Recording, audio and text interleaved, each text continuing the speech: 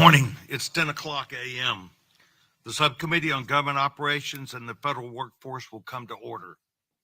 And I'd like to welcome each of you who are here and have taken time out of your important day to not only join us, but to hear what I believe will be information that will be shared with the confidence that this federal government, this Republican majority, and local people need to work together on answers and the things that we are doing here today. Without objection, I may declare a recess at any time. Before commencing the hearing, I'd like to recognize the members of the subcommittee who are joining us here today, and I want to thank them. The gentleman from Arizona, Mr. Biggs, Andy Biggs is a important member of not only government reform and oversight, but leads much of our effort as it relates to the border. He represents Arizona. And Andy, I want to thank you for taking time coming from a hearing yesterday across to here.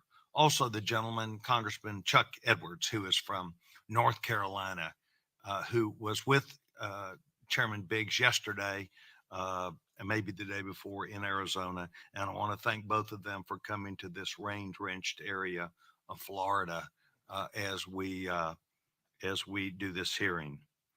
We also, of course, have a local congressman, a very diligent and important member of not just our subcommittee, but also our committee, and as a colleague, also that serves with me on the Financial Services Committee, Byron Donalds. Mr. Donalds told me last night that he would be a bit late, and I will tell you, I understand that because if I were in my district, I would be way late. But we will expect to have Congressman Byron Donalds here in just a few minutes. And as I was just told, he's getting ready to walk in. But thank you to each of you for joining us today. Today's hearing, I hope, will be productive and a benefit to each of us who are participants. And I now recognize myself for making an opening statement. And I want to welcome everybody. Today is official business of the United States House of Representatives, the House of Oversight and Accountability Subcommittee on Government Operations and the Federal Workforce. The great people of Florida have shown a remarkable strength and determination as they continue to rebuild what was a devastating effort that came against them with the wake of Hurricane Ian. And I would like to thank my colleague who is getting ready to walk in, Congressman Byron Donalds, for raising really the spectrum of taking a look at not just what happened here, but what has happened since. He has constituents and also elected officials that represent people, and they know that we need to be better prepared for future disasters, but also to end the things which we are doing now. Congressman Byron Donalds is a dedicated young servant, and I have great confidence in him. And it was a request that he made of us, and so we're here. I also want to thank the men and women of agencies who have come to town, their people, hours of devotion and dedication to try and make sure that the people of this area of Florida were well taken care of. We thank the men and women of the government, the United States government, state government, local government, and cities. We gathered together after 1 year for an after action report on behalf of the federal government's work to support local governments, businesses, families, and individual citizens. And I want to say that we have two panels that will take place today. First, with federal witnesses who will testify, and then secondly, with local witnesses who will provide their feedback that helps us. This will be a discussion of the actions that have already been taken and also that need to continue. From our local witnesses, we appreciate the chance to hear from you and believe that your story that will be told will help the federal government and certainly the United States Congress to be better prepared if and when it does happen again.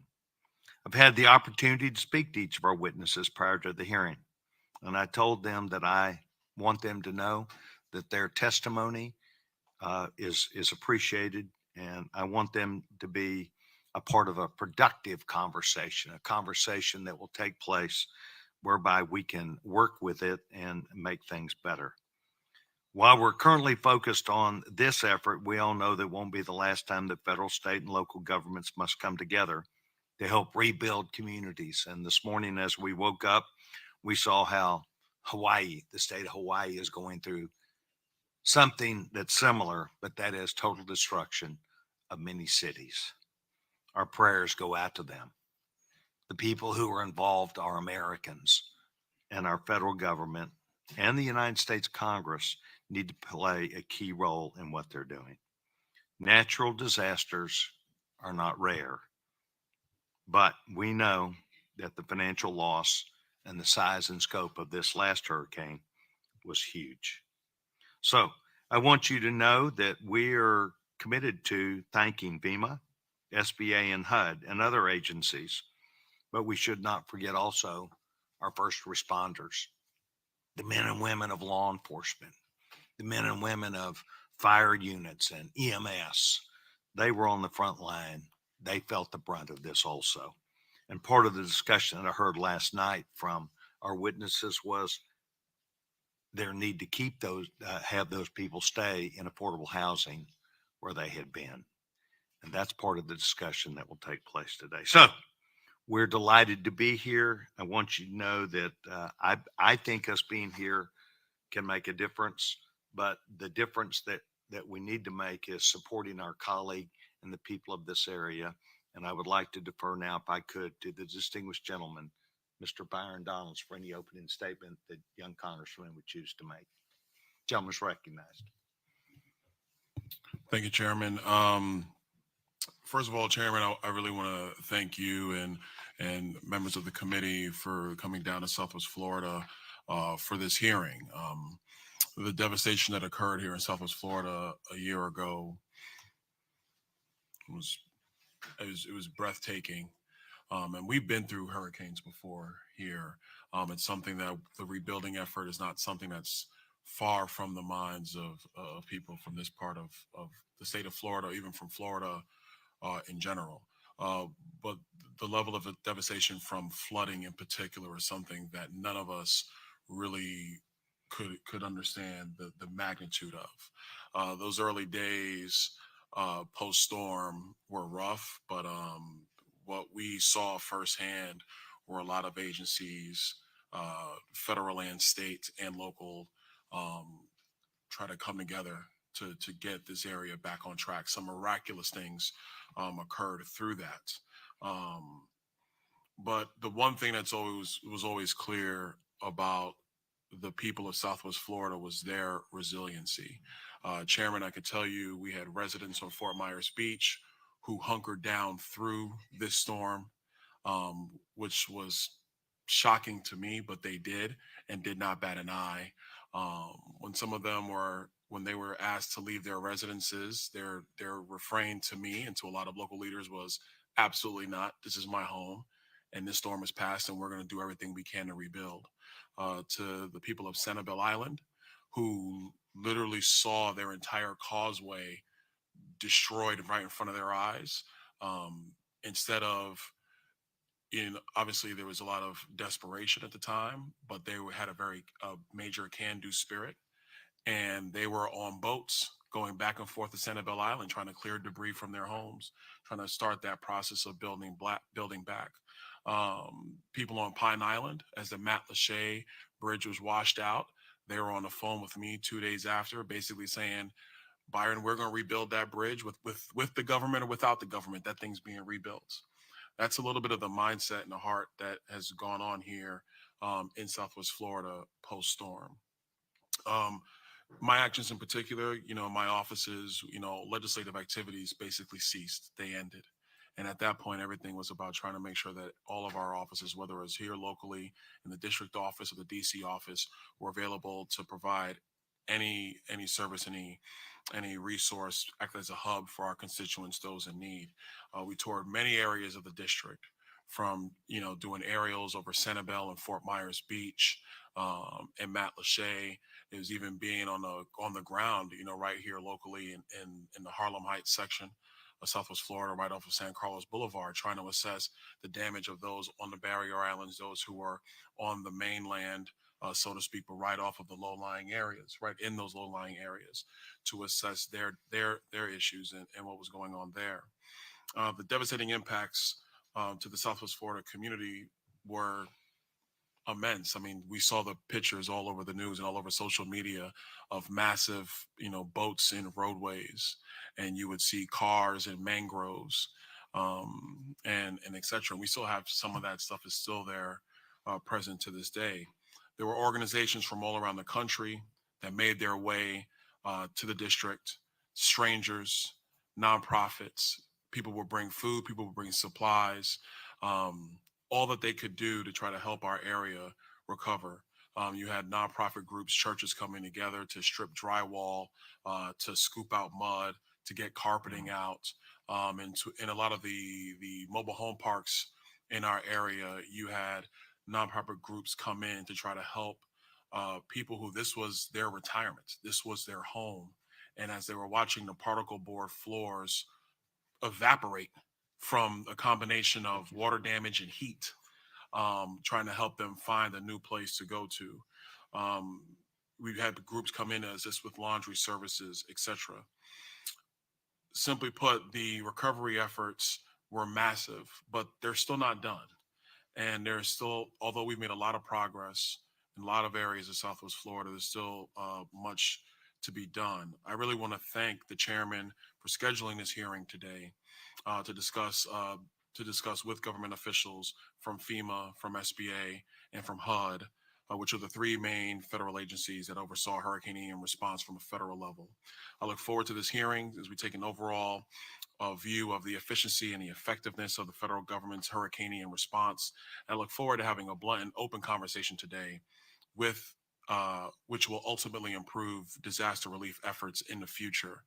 And the one thing, Chairman, I will say is that, like I said, in Southwest Florida, we're accustomed to these events. They do happen periodically, and the number one thing we want to make sure that we accomplish is that coordination between federal and state gets better, that the triage, the assessments, and the delivery of resources to our citizens gets better as time goes on. But I'd be remiss if we didn't acknowledge the fact that there were and are some gaps that do need to be addressed, and I think that's really the purpose of this hearing.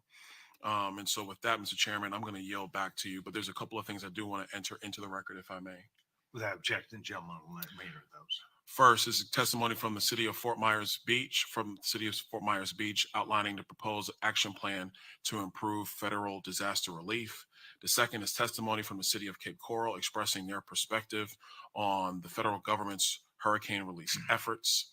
Number three is testimony from a married couple from Fort Myers Beach, expressing their take on the federal government's Hurricane Ian response.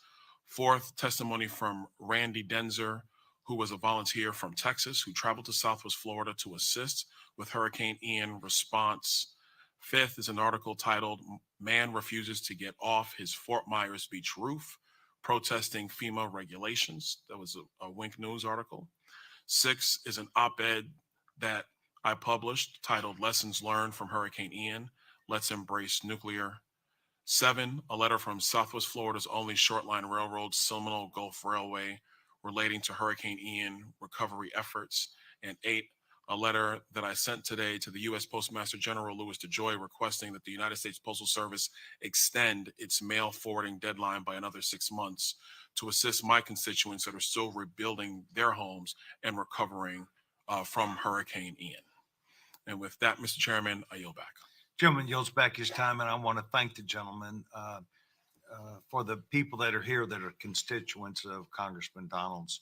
You should know that his activity and outreach across not just the United States Congress, but our government has been one of spectacular nature. And he alluded to, we wanted to come here now and not wait until we had more answers, which are going to take place in legislation that would be on the floor during the month of September and October. And that is very important that we follow up, and the feedback from our federal government employees does help. At this time, I would like to say that we're going to have two panels. The first panel will feature federal witnesses, the second panel local.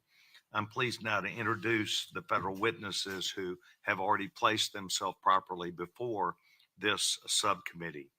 We have Thomas McCool. He's been a member of FEMA's Federal Coordinating Office for over 14 years as an officer and management person in that area. Over the course of his career, he's participated in over 50,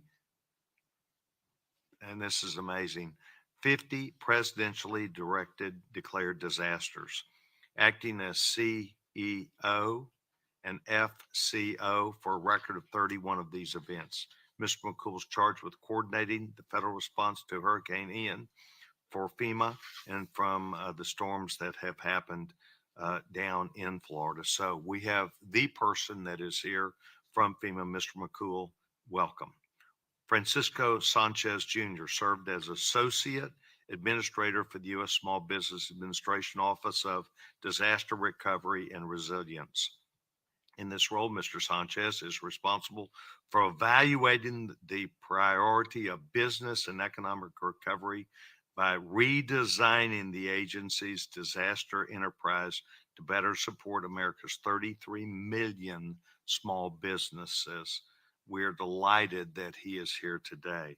And lastly, we have Marion McFadden. She serves as the Principal Deputy Assistant Secretary for Community Planning and Development at HUD, the Department of Housing and Urban Development. In this role, she oversees the administration of federal financial assistance to combat homelessness, the creation of affordable housing opportunities, and to strengthen local communities as they have disasters. So, pursuant to Rule 9G, the witnesses will please stand at this time and raise their right hand. Do you solemnly swear or affirm that the testimony that you're about to give is the truth, the whole truth, and nothing but the truth? So help you God. Thank you very much. Let the record show that all the witnesses answered in the affirmative. We want you to know that we appreciate you being here today. I would like to remind the witnesses that we intend to read your testimony. We also intend to listen to you here today. It will appear in the full hearing record. I would like you to know that we typically have 5 minutes to give you. I want you to know that I'm not going to stick to that today, but that does not mean 20 minutes. What it means is that we want to allow you time to effectively present your position. I've previously spoken to you before we arrived in Florida, and I think you understand that we're trying to make this effort better as opposed to 5 minutes come and go and leave. We are not going to leave, and neither are you. So I want to thank each of you for being here. We will come first to Mr. McCool. The gentleman is recognized.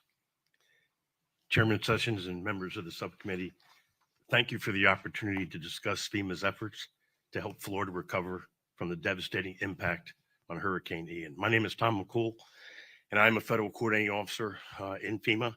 I was the federal coordinating officer of record for Hurricane Ian until May of this year. Ian is the third costliest natural disaster ever in the United States after Hurricane Katrina and Harvey. It was initially anticipated to strike the Tampa Bay area, but instead took aim at Lee County and pushed a destructive 10 to 15 foot storm surge into Fort Myers Beach, Sanibel Island, and Pine Island before causing significant flooding across central Florida. Combined with high winds that resulted in damage to over 50,000 homes and businesses and the collapse of a large portion of the Sanibel Causeway, temporarily cutting off all the vehicles' access to Sanibel Island. Under the leadership of Administrator Dan Criswell, even before the storm made landfall, FEMA coordinated with the Florida Department of Emergency Management and local partners to ensure resources were in place for a rapid response and a quick start to recovery. Through a people-first focus, we worked aggressively to eliminate barriers that might slow efforts to help individuals and communities impacted by the storm. FEMA took advantage of time before Ian hit to pre-stage resources and commodities strategically, including 3.7 million meals, 3.5 million liters of water, 128,000 gallons of fuel, as well as FEMA urban search and rescue personnel who assisted in life-saving operations and helped expedite FEMA assistance to communities. FEMA acted quickly to coordinate the deployment of more than 4,000 federal responders, including 7 disaster medical assistance teams. FEMA also arranged for barges and helicopters to reestablish critical services on Sanibel Island until the causeway could be repaired. We implemented a unique rapid debris removal task force that used technology to identify areas where debris was concentrated. This allowed 19 million cubic yards of debris, enough to fill more than 5,800 Olympic-sized swimming pools, to be moved in record time and cleared. This was weeks faster and months faster than we have previously done with any other large event of this size. Data collected by geographic information systems also allowed us to expedite remote damage assessments for private homes and buildings, eliminating the need for in-person inspections. To speed delivery of assistance to disaster survivors, we completed more than 5,600 GIS home inspections that led to more than $78 million in assistance to survivors. These and other innovative solutions were critical to jumpstart recovery for impacted individuals and community. FEMA is committed to further building on this work.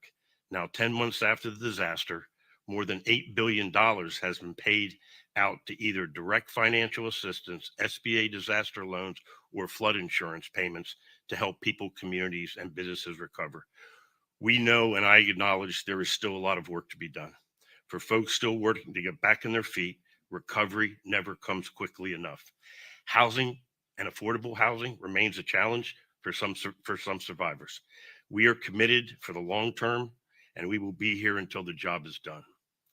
Overall, FEMA has a workforce of over 22,000 dedicated employees who are battle tested and ready to deploy at a moment's notice to any disaster.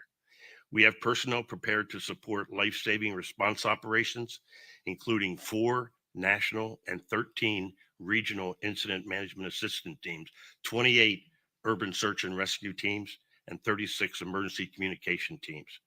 Our warehouse and distribution centers across the country are stocked and ready to support states and tribes with water, meals, cots, blankets, generators.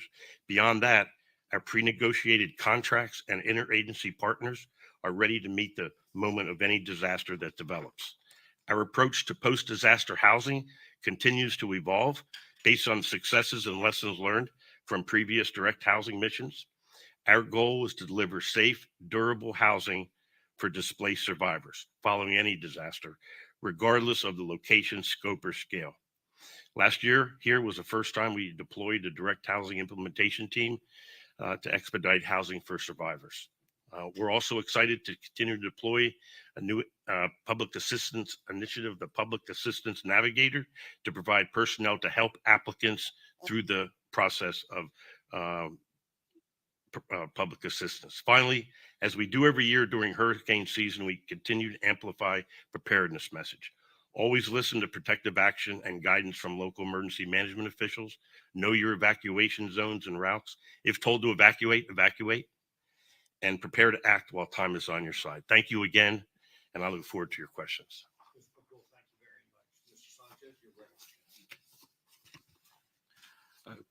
Chairman Sessions, thank you for the invitation to discuss the Small Business Administration's actions in response to Hurricane Ian. Representative Donalds is a former member of the House Committee on Small Business. Nice to see you again. I'm Francisco Sanchez, Associate Administrator at the U.S. Small Business Administration. I oversee the Office of Recovery and Resilience. On behalf of SBA Administrator Isabella Casillas Guzman and the entire team, thank you for your support of our disaster mission and helping us to ensure that the federal government stands ready to continue our efforts here in Florida. Personally, I spent decades in emergency management, working some of the largest security events in the nation, from 2 Super Bowls to 3 World Series, as well as providing local coordination for multiple national special security events. Prior to joining the SBA, I served as Deputy Homeland Security and Emergency Management Coordinator in Harris County, Texas. If you don't know where that is, that includes the city of Houston along the Gulf Coast. And in that role, had the privilege of serving on command staff for 4 of our nation's 10 most costly natural disasters, Katrina, Rita, Ike, and Harvey. And the most humbling points of my career have been when I've had to step in and help communities recover and rebuild, so understand the challenges that Florida is facing. And so for our part, I did join SBA in January of 2022 to help lead our disaster efforts. What is now the disaster enterprise across SBA. It is one of the most important functions that we serve, is to help lift up Americans and community in the aftermath of disaster. SBA is uniquely positioned at being able to come in and help homeowners, renters, businesses, and private nonprofits. For businesses, we provide physical damage loans.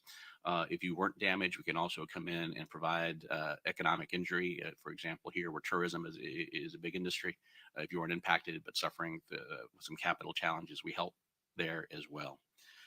Today, we're here in Fort Myers, the city that experienced the devastation and destruction of Hurricane Ian on September 28th of last year.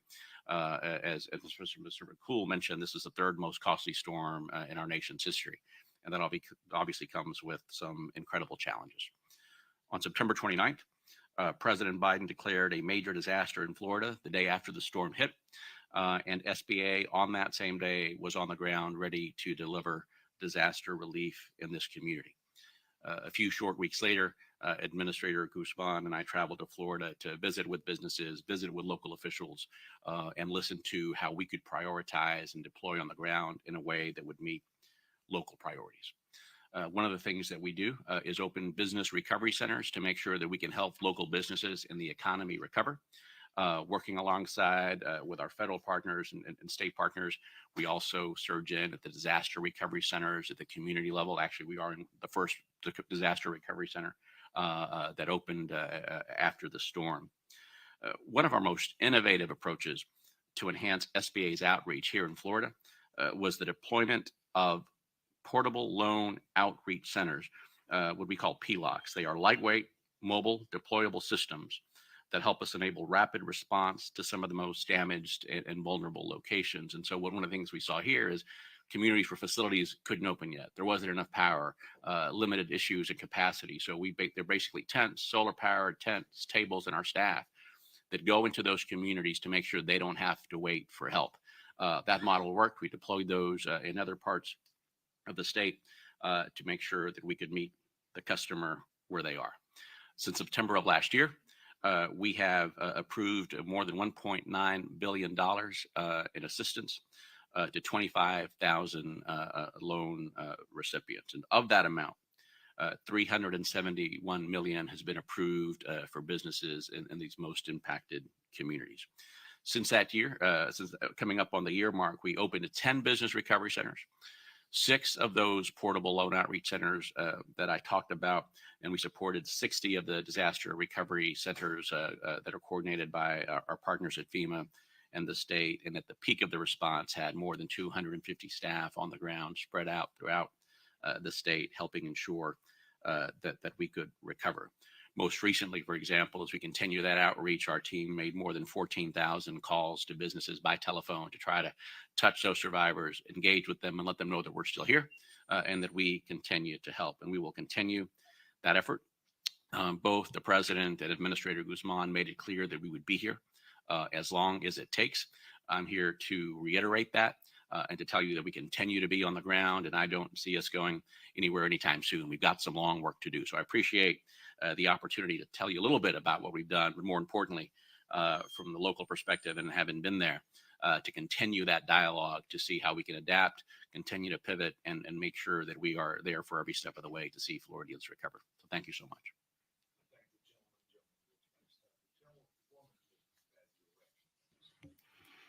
Thank you, Chairman Sessions, other distinguished members. My name is Marion McFadden. On behalf of Secretary Marcia Fudge, thank you for the opportunity to testify regarding HUD's efforts to assist communities impacted by Hurricane Ian and other disasters.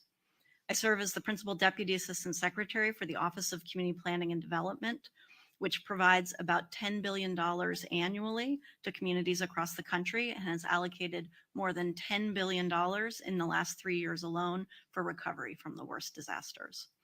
Personally, I first engaged in federal disaster recovery efforts in the aftermath of 9/11, A decade later, I served as the Chief Operating Officer and Acting Executive Director of the Hurricane Sandy Rebuilding Task Force. Working to improve disaster recovery has been infused in every aspect of my career in the public and private sectors. Whether it's after a hurricane, fire, tornado, or other catastrophic event, no two disasters are alike, but the people whose lives are affected all need the same thing, a safe and secure place to call home. After Hurricane Ian, we worked across HUD to provide a comprehensive response. We protected impacted homeowners by providing a temporary moratorium on foreclosures of mortgages we insure and made additional capital available. Additionally, to allow homeowners to finance the repair or replacement of damaged homes, HUD made insurance available for both mortgages and home rehabilitation. After terrible disasters like Hurricane Ian, we know that everything has changed for impacted communities. We don't hold grantees to the plans that they made before disasters to spend their annual funds, because we know that priorities shift toward recovery. In October, I provided a package of waivers for formula allocation programs to accelerate Florida's recovery. For example, we waived the home program's matching requirement for new construction of affordable housing. HUD established a disaster technical assistance team of national experts to supplement the work of our permanent Florida staff. Secretary Fudge then announced the inaugural round of funding for the Rapid Unsheltered Survivor Housing Program, or RUSH. RUSH was created to address homelessness by filling in gaps for individuals who may not be eligible for other federal assistance. Then in March, Secretary Fudge announced nearly $2.8 billion in additional recovery funding for communities in Florida, including $1.1 billion in funding specifically for Lee County. This long-term recovery funding is provided through the Community Development Block Grant Disaster Recovery Program, or CDBG-DR, which primarily serves low to moderate income families and communities. Key decisions on how to spend these funds are made at the state and local level. CDBG-DR is used for repairs and new construction of homes, for the redevelopment of damaged infrastructure like roads and bridges, and for small businesses as they recover from their uninsured losses. CDBG-DR supplements other federal recovery assistance programs administered by FEMA and SBA, as well as the United States Army Corps of Engineers, but, and I think this is an important point, it does not supplant them. After HUD allocates CDBG-DR funding, jurisdictions prepare plans to outline how they will use the funding. They seek community feedback on their plans, and then they revise and submit those plans for HUD's review. We provide regular training and technical assistance, monitor grant administration, and partner with our Office of the Inspector General throughout the life of the grants to prevent fraud, waste, and abuse or duplication of benefits. Communities receiving this funding routinely praise its flexibility, the long-term nature of the assistance, and the high levels of community engagement. They deeply value CDBG-DR in the ability to fill the gaps that are left by the underinsurance and limited emergency response dollars. However, we often hear that these funds do not reach communities quickly enough. HUD research demonstrates that it takes about 1.5 years from the time of a disaster until the first CDBG-DR dollar is spent on recovery efforts. Recently, for the first time, HUD asked the public for feedback on how to simplify, modernize, speed up, and more equitably distribute CDBG-DR funds. We received hundreds of recommendations and will make changes administratively to further strengthen our disaster recovery efforts.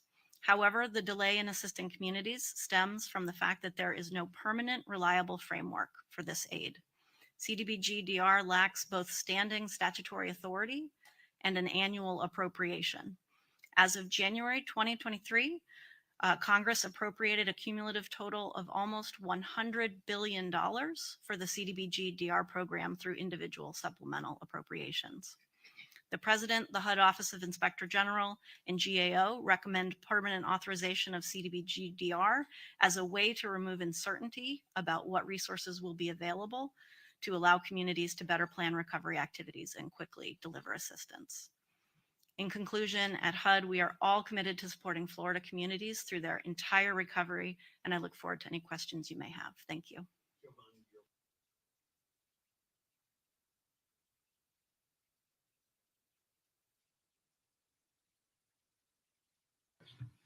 Thank you, Chairman. Witnesses, thank you so much for your time. A couple things I want to get to. Uh, Mr. McCool, quick for you first. In May 23 of this year, FEMA published a document titled Questions and Answers about Travel Trailer Removal on Barrier Islands. Specifically, the document says that the August 1 target date for removing trailers should allow many homeowners to complete their repairs and return to their homes. Can you please provide an update on whether FEMA has repossessed any trailers allocated to my constituents in Barrier Islands? Yes, sir. Thank you for the question. As you know, Pine Island, Sanibel, and Fort Myers Beach were catastrophic. Mhm. At the end state, we ended up putting 111 travel trailers on those three islands. There's 16 there left now.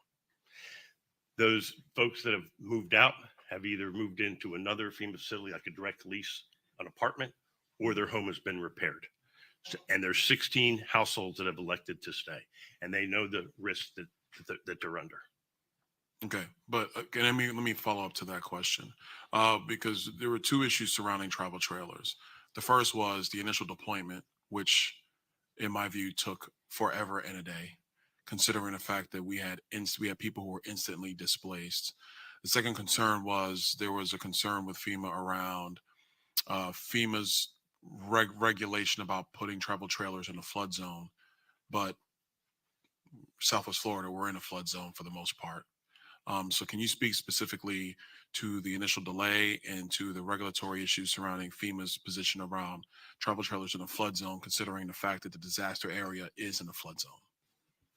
There's a myriad of regulations and policies that we work through. The bottom line is, if there is no practicable solution, we were allowed to put, after intense coordination with the local building official, floodplain manager in each community, travel trailers or manufactured housing units in a special flood hazard area. So of the 1,335 units that are in, 933 are in a special flood hazard area. And 111 were placed out on the three islands. And like I said, 16 remain now. We did, the good news is every household has a housing solution. We will complete the housing mission at the end of this month. All right. Specific to that, though, can you speak to the timetable between requests for housing assistance from a residence in a special flood area to the time when FEMA actually made the determination that they could place trailers in the special flood area? Like, how much time are we talking about? It was about 45 days. Okay. What are the regulatory concerns surrounding FEMA taking 45 days? Not even so much the regulatory concerns. What are the procedural concerns around it taking FEMA 45 days to make such a declaration? Like, internally, is there an issue around process time, approval stage? Is it highly bureaucratic? Do you have to get authorization from the Director of Homeland Security? Is this an internal FEMA matter? Like, walk me through that. Why does it take 45 days? Because understand, from my vantage point, I got residents who were out of a house. The first couple of days, they're trying to figure out what's going on. Then they make a request, and then they're waiting 45 to 60 days. And I will add, Mr. McCool, sometimes longer than that. Mm-hmm. So walk me through the internal process of FEMA, and what would be your recommendations on how to repair that for the future? Well, you know, because you've been in them, and I saw you in many of the shelters. From the shelters, we had transitional shelter assistance. Think of hotels in 3 states, and we had thousands of households in those transitional shelter assistance waiting for a temporary housing solution, whether it be a travel trailer, mobile home, direct lease, or a multifamily repair. We worked through in 45 days the regulatory and policy requirements. And I don't think we could have worked any faster. And the bottom line is we have to keep people safe. We don't want to put people at risk. And so we did a very deliberate flood risk analysis, both for the 3 islands and every county that was affected. And we had a direct housing mission for, and that took about 45 days. So I'm confident that the units that are placed are safely placed in a special flood hazard area, which we don't usually do. This is a unique situation. Okay, but I'm gonna follow up to that follow up. I'm confused because FEMA already draws basically the flood maps for the United States. So FEMA already has an understanding of what are your baseline flood zones, your high risk flood zones, etc. So that data already exists.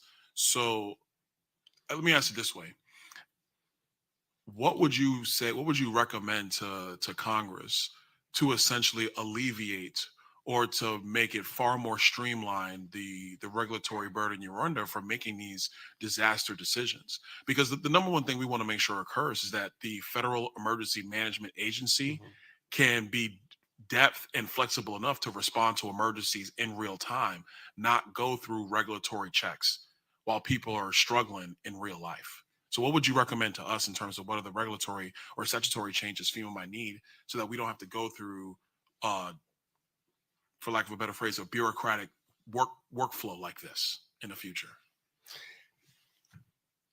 The regulatory requirements that we have now, I think, are effective to keep people safe, and we put units safely in a floodway. Yeah, but Mr. McCool, Hmm. so let me paint this picture for you.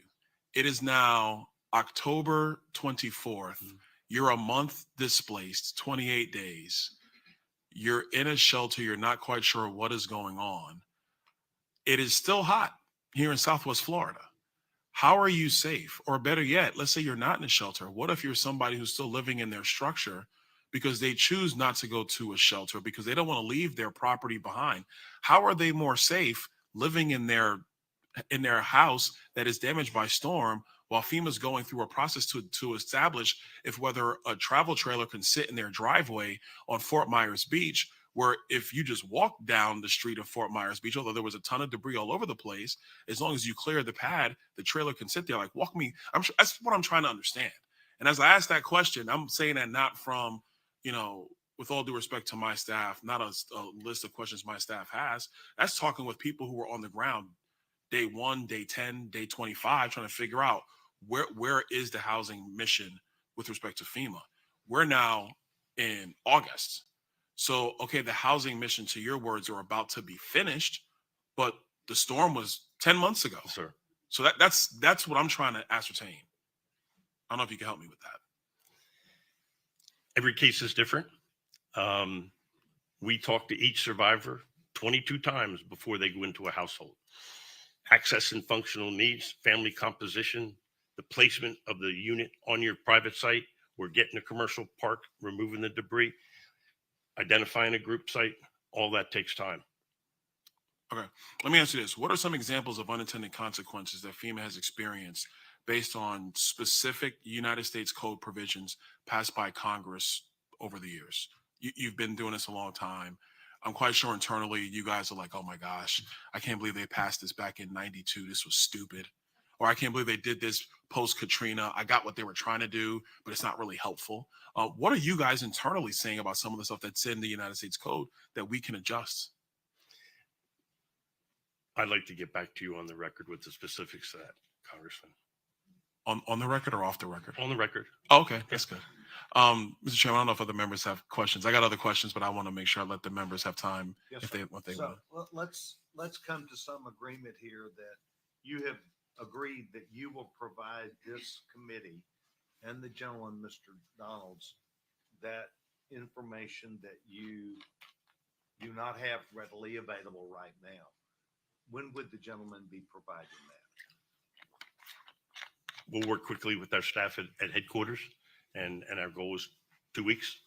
The gentleman has suggested that it would be 2 weeks. I would It's fine agree by to me. that. What would the gentleman from Mr. Donald say?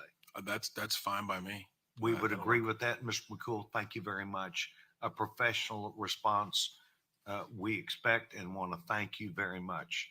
As we had stated from the beginning, the outcome, we wanted decision makers who were here. That does not mean you understand every single circumstance, and we respect and appreciate that. I'd now like to move to the gentleman, Mr. Biggs. The gentleman is recognized. Thank you, Mr. Chairman, and thank you for holding this hearing today. Thank you, Representative Donalds, for hosting as well. And appreciate all the witnesses here for this panel and the next panel as well. And I appreciate the community for hosting and the law enforcement who are here. And I have a few things, but I am going to come back to the bone that Mr. Donalds has kindly set out for me to chew some meat off of. But before I get there, I want to just go through some other stuff as well. FEMA, Small Business Administration, the Department of Housing and Urban Development are among the more than 30 federal agencies that Congress has tasked with programs focused on disaster relief and recovery efforts. It's no secret that the patchwork of programs can be a nightmare to disaster survivors and communities to navigate. But Congress' ad hoc approach to providing support for these programs contributes to delays in the deployment of resources to impacted communities.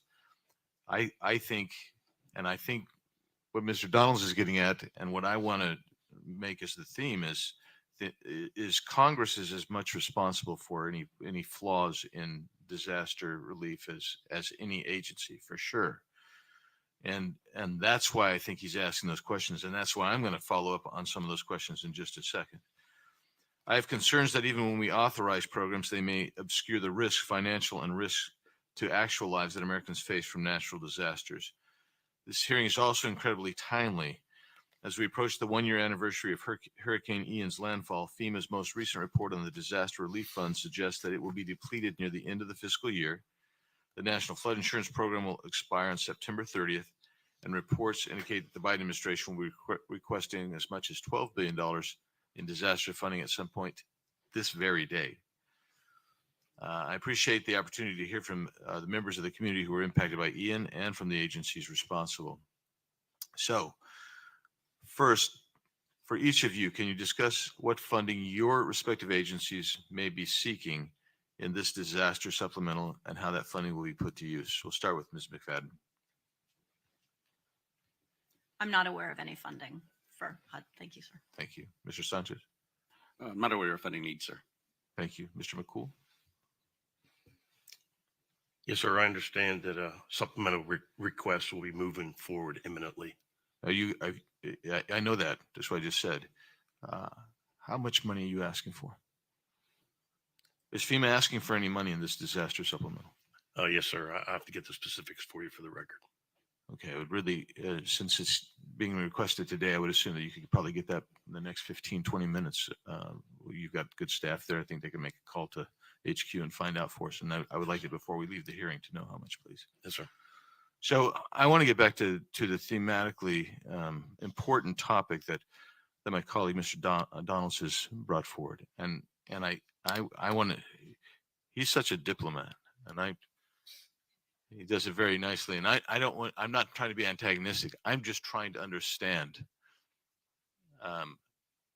There's got to be, because you kept saying you had some regulatory constraints that took 45 days there. What are those regulatory constraints? Can you cite some specific code or rules or regulations and give us some numbers so that we can understand what those constraints are? So most of it's in 44 CFR Part 60.3, Part 9. They have to do with environmental, floodplain management, etc. And so as we work through those issues down to each community has a building official and floodplain administrator, and they may have different standards of where we can put manufactured housing units. And then there's environmental standards, and then there's working in the special flood hazard areas, and we don't put travel trailers in high hazard areas, V zones, etc. So those are but once we find out there's no practical solution and can justify that, and in conjunction, we're doing a pretty detailed risk analysis on each individual unit going in. And so that's the regulatory constraint, and then you have staffing constraints because you're evaluating each unit, basically, is what you're telling me. Each survivor is different, and each has different needs based on family composition, based on mobility issues, ADA compliance. Each and every situation is different. And what we like to do is put units close to the home, close to where the schools are, close to where the doctors are. You know, we could easily put up group sites 100 miles away and people wouldn't come. So we have to talk to the survivors. We have to figure out what their needs are. Our number one focus is taking care of our survivors and what their needs are.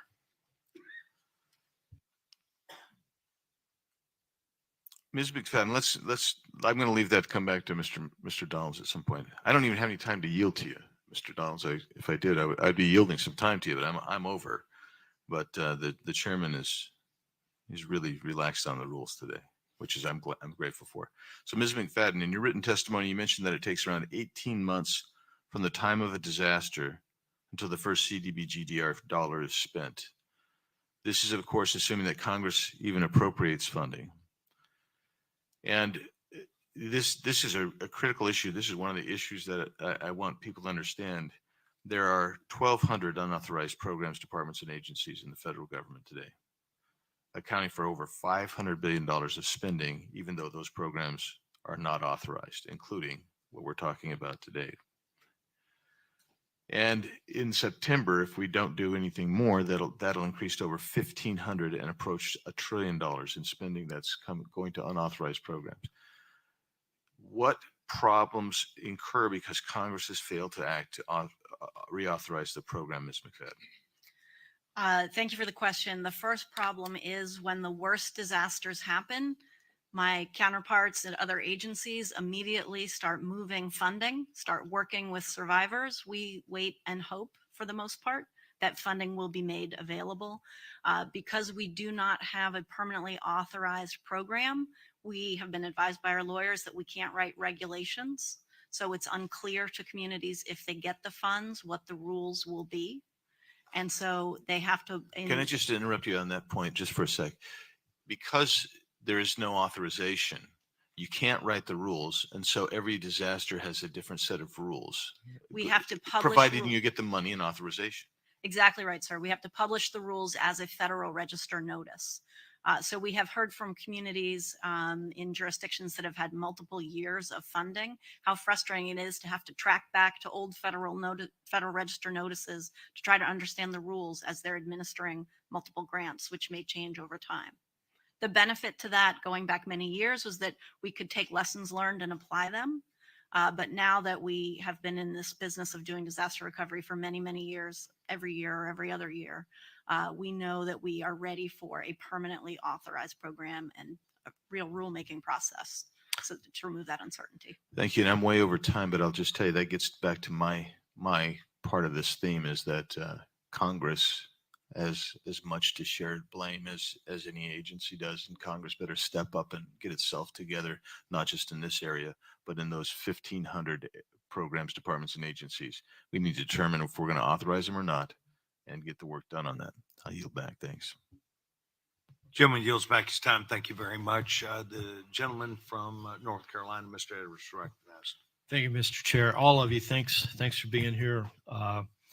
Representative Donalds, thank you for bringing this together. I think all of us on this panel experience natural disasters at one time or another. And so while I know that this hearing is very centric to South Florida, it will have implications for us around the country. So thank you for helping convene us.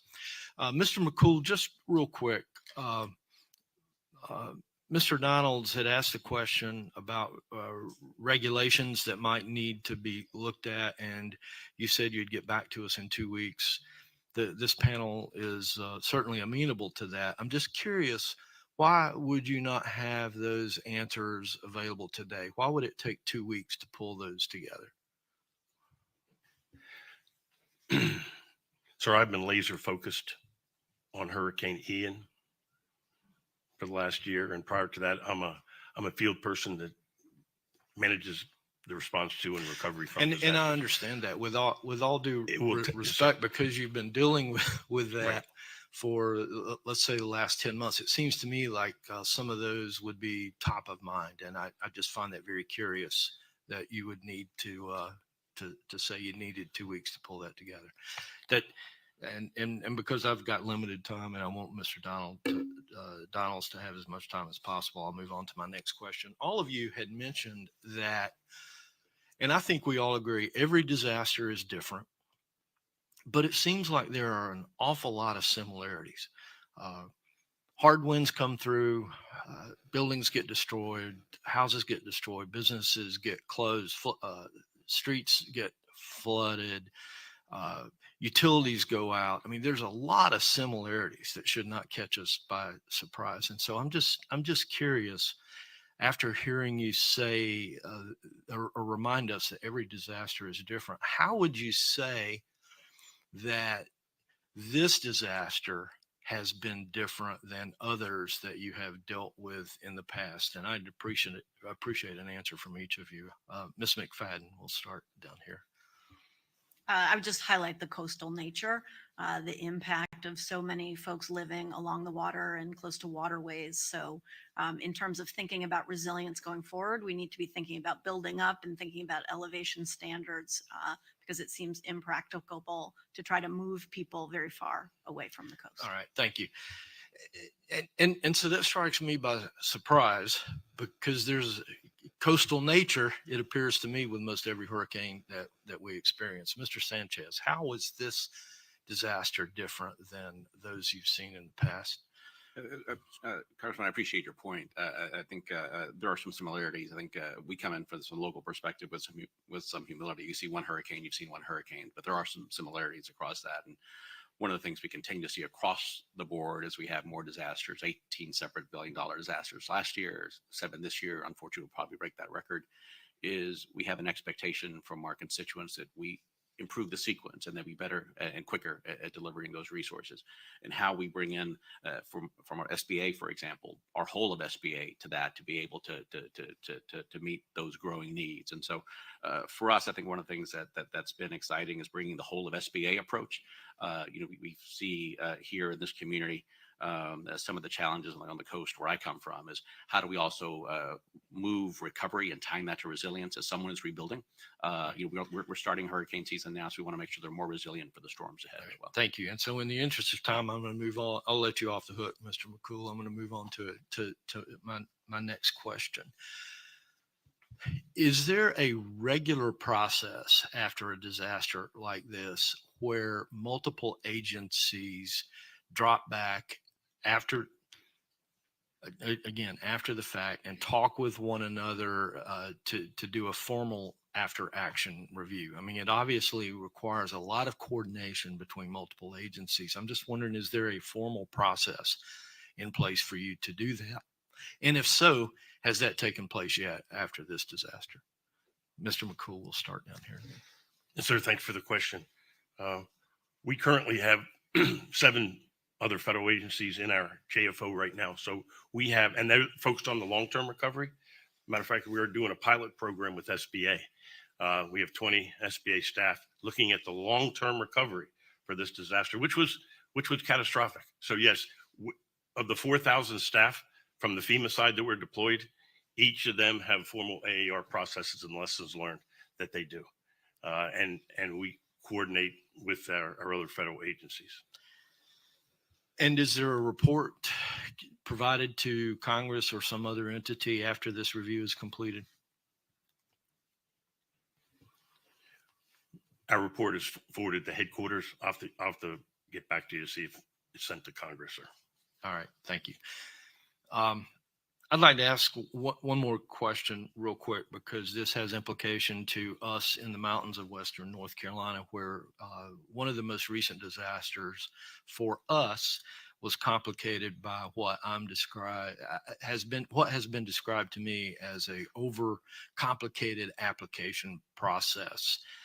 Is there anything, have any of you heard that before? And is there anything being done to streamline the application process? Mr. McCool, probably you would be most appropriate to answer. Yes, sir. Yes, sir. I've heard that. One of our administrators' goals, top priority, is to reduce paperwork and streamline the application process for survivors so they have access to our programs. We use disaster survivor assistance teams. Matter of fact, we had 657 of them here for Hurricane Ian. But in rural areas like you are, disaster, and they have iPads, tablets, and they're able to go house to house to register survivors on the FEMA side. We also have mobile emergency response vehicles that will be able to set up in parking lots, and they're mobile and they have satellite capabilities. All right. Thank you, Mr. Chair. Thank you for the latitude to go a bit over. I'll yield. Thank you. Gentleman yields back his time. I'll now yield myself time. It's easier when you play the position I do because you can hear the responses. And I want to go back to some of the things that both all three of our members have brought up. It may be rehashing. I want to dig a little bit deeper if I can. We heard Mr. McCool that there were 111 travel trailers that were provided. Today, some 16 remain. Is that correct? Yes, sir.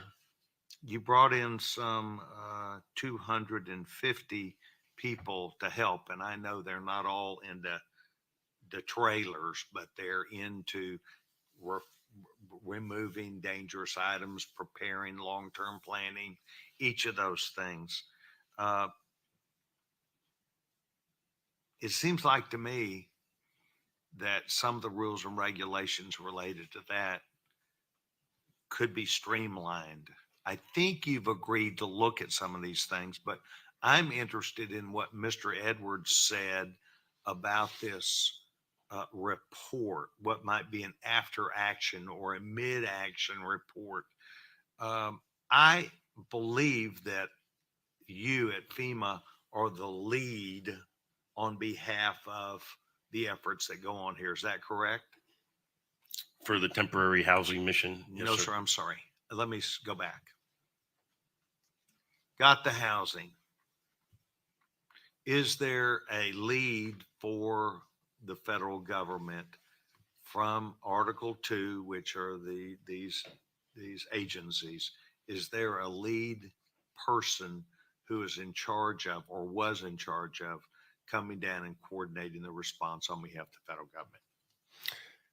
Sir, I was the federal coordinating officer, and my responsibility is to lead the response and coordinate recovery efforts. So that would be me.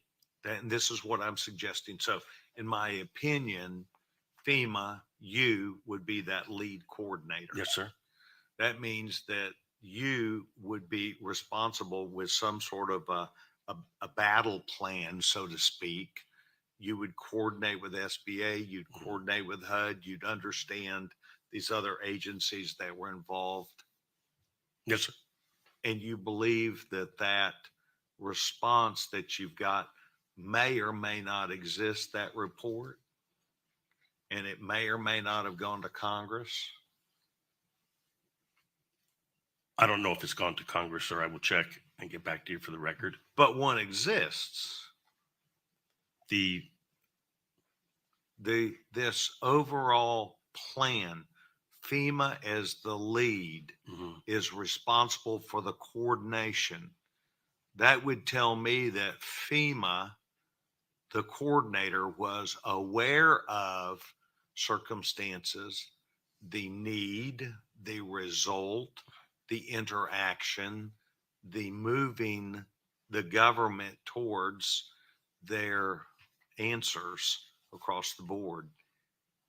Is that correct? Yes, sir. We have incident strategic plans that cover all federal actions. Yes, sir. Well, you mentioned you had some 4,000 people that could be providing feedback, but does it come to a point where there's a lead coordinator within FEMA, presumptively you? Does that move upstream to where there's a list of the needs, of the priorities, of the advancement towards those goals? Is that ever coordinated, or Oh, yes, is sir. everybody on their own? Oh, no, sir. On a daily basis, we have unified coordination group meetings, and we set objectives, priorities, and we track them and we follow them. We have metrics to them, and we do that since day one of this disaster, and we do that for all of our disasters. Okay. So in that coordination, was there conversation with your key partners about looking at this disaster? I know we've said a hurricane's kind of a hurricane, and yet there are particulars because of the people or the locations. Is there conversation about CDBG money and its impact on this island and following the law or discretion that may be necessary of the total amount of money, housing versus businesses? Was that ever in the conversation, and what is your thinking there? The reason why I say this, because I come from the business community in my background, and the business community has to have businesses back up if they're going to provide what could be revenue to the city or to the organization to make sure it continues. What was your evaluation as the lead of this group of trying to coordinate that recommendation versus the guidelines? All of the agencies that I mentioned, to include HUD and SBA, were mission assigned and in our joint field office, along with the state of Florida, Florida Department of Emergency Management, and they are still there to this day, up in Lake Mary, as well as down here, right up the road. And we coordinate on a weekly basis in terms of priorities, in terms of what you need, what we could do, what you could possibly do. That coordination is ongoing. What is your evaluation, any of the three of you, on that recommendation for getting the money and handing it out versus what might be affordable housing, what might be SBA loans, which might be actually to look at the island, to look at this area and say, here are its real needs. Is there an impediment to that process? Is there an impediment to that outcome? Or do you have the ability to come in and say, we're going to have to spend more money on businesses as opposed to affordable housing because of the particular circumstance here? We work close. Do you want to take that? Sure. If I may, sir, in Washington, we're not making the decisions about how the funds are used locally, and it's not even the federal government with our counterparts in Florida. With the CDBG funds, the state or the counties that have been allocated the funds go through a local planning process. So in allocating the funds to them, we use data from FEMA and from the Small Business Administration about uninsured losses. But ultimately, those decisions are made by the state and the county leadership. So you're suggesting to me very directly that that money would come, what we might call local money, federal money that would come. Do you place restrictions or rules and regulations on those?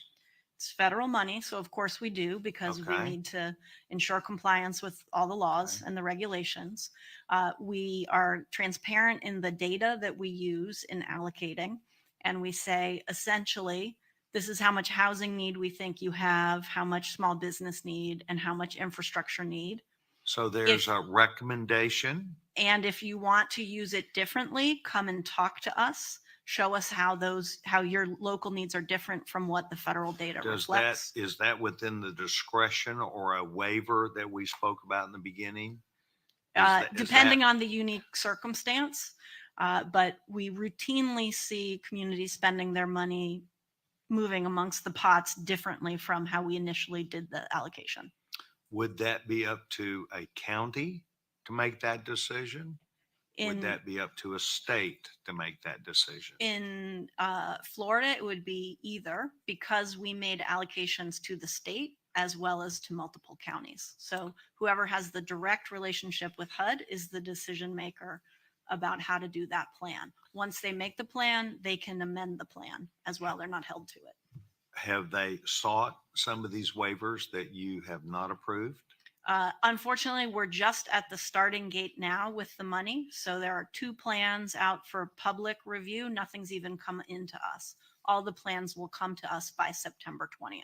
So you believe in your testimony today that the way the circumstances exist, that you would be given that flexibility to effectively work with a local establishment, local government, on that money and that you, under the law, would be flexible enough to understand their individual needs. Yes, sir. That's important for me, and that is an important part for this community to understand, because there is a concern about the ability to have business come back that provides the revenue and those mechanisms. I am interested in going to SBA and their take on this matter of the money that they would have available, and whether there are any rules or regulations that inhibit your flexibility to effectively hear from what we've now heard Ms. McFadden say, if you agree, local entities. In other words, a local legislative body being able to effectively deal with you and then with the end user, which might be someone that you're going to give a loan to. Sure. Chairman, thank you so much for that question. I think we're an exciting time in SBA in that we used to be a lend and leave program. We are probably reimagining the greatest shift in how we approach disasters in the agency's 70-year history. When it comes to your question, we're looking at everything, what is within our rulemaking with a lens of focus, visiting with local businesses, chambers, and officials to see, one, not just what we bring, what do you need so we can adapt to that, going just beyond lending, but rather bringing other parts of SBA through reconsideration, helping people be more resilient, having them access to other SBA programs that we haven't before. So for us, anything is on the table. We're here to learn. This is the first time we've been here for midterm and long-term recovery, so we're here to capture some lessons. And I do appreciate the question in terms of some barriers, because we do have an ask in terms of what can be done from our partners in Congress and elsewhere. Is duplication of benefits is a significant issue that impacts the disaster survivor. Right now, and just focusing on a relationship with FEMA, a disaster survivor is considered to be taking duplication of benefits. If they get a $5,000 loan from FEMA and a $50,000 grant from SBA, that's becomes cumbersome. So a disaster survivor becomes very weary. Do I want this program or do I want that program? Am I in violation of the law? Is this impeding future down the line some benefits I could get from CGBR? Let me do the math for you. The average payout for FEMA for a grant is $5,000. The average loan for SBA is $50,000. By the time you come to SBA, it's because you don't have the capital that you need to recover. So you're coming here for a low interest, long-term loan so we can help. And it frustrates me, quite frankly. It frustrates disaster survivors that they have to worry about that balance. And so the intent is we're a loan. At some point, you're going to pay us back. And we've got some great success rates at that. At the end of the day, the $5,000 that FEMA grants a disaster survivor, whether it's exactly that $5,000, or at some point that $5,000 over that 30-year loan is coming back. And so if our goal is to put as much capital on the ground in the hands of disaster survivors to be on the ground quicker, to rebuild quicker, and to get our economy moving back quicker, that's the single greatest thing that I think Congress can do right now in terms when it comes to that front end of disaster, to help unleash the power of both those programs and make it less complicated and less cumbersome for someone that's going through a very bad day post a disaster. Well, I did hear you allude to trying to make decisions about which program you might want. And then I heard you say that Congress might want to streamline some things. What would you want Congress to streamline? What authority would you like for us to give you? Authority may be discretion. Authority may be the law. Authority may be a time frame. What specifically would you say? Because you're talking to members of Congress here who are in the direct line of sight to try and fix these things. My ask most simply is this: write into the law that a loan from SBA and a grant from FEMA is not considered a duplication of benefits. That is the one single piece in law for us at the front end is complicating the life for disaster survivors. We're doing everything we can within our rulemaking to better customer service, get on the ground quicker, be here longer. But that is the single most impactful thing Congress can do, is make sure that the FEMA grant and SBA loan together are not considered a duplication of benefits. Thank you very much. Does any other member seek time? Round two. Gentleman from Florida, Mr. O'Donnell's recognized. So I'm back again, I see. Thank you, Mr. Chairman. Real quick, Ms. McFadden, a quick follow-up to a conversation you were having with the chairman around CDBG DR awards. I want to clarify this. In the instance of where we are, let's say Lee County, Florida, would Lee County, Florida have essentially the unilateral authority to make adjustments to an award in CDBG DR money if, in light of their work plan that they provide to HUD, that they realize in actuality there are adjustments that do need to be made? Do they have that authority to make that decision?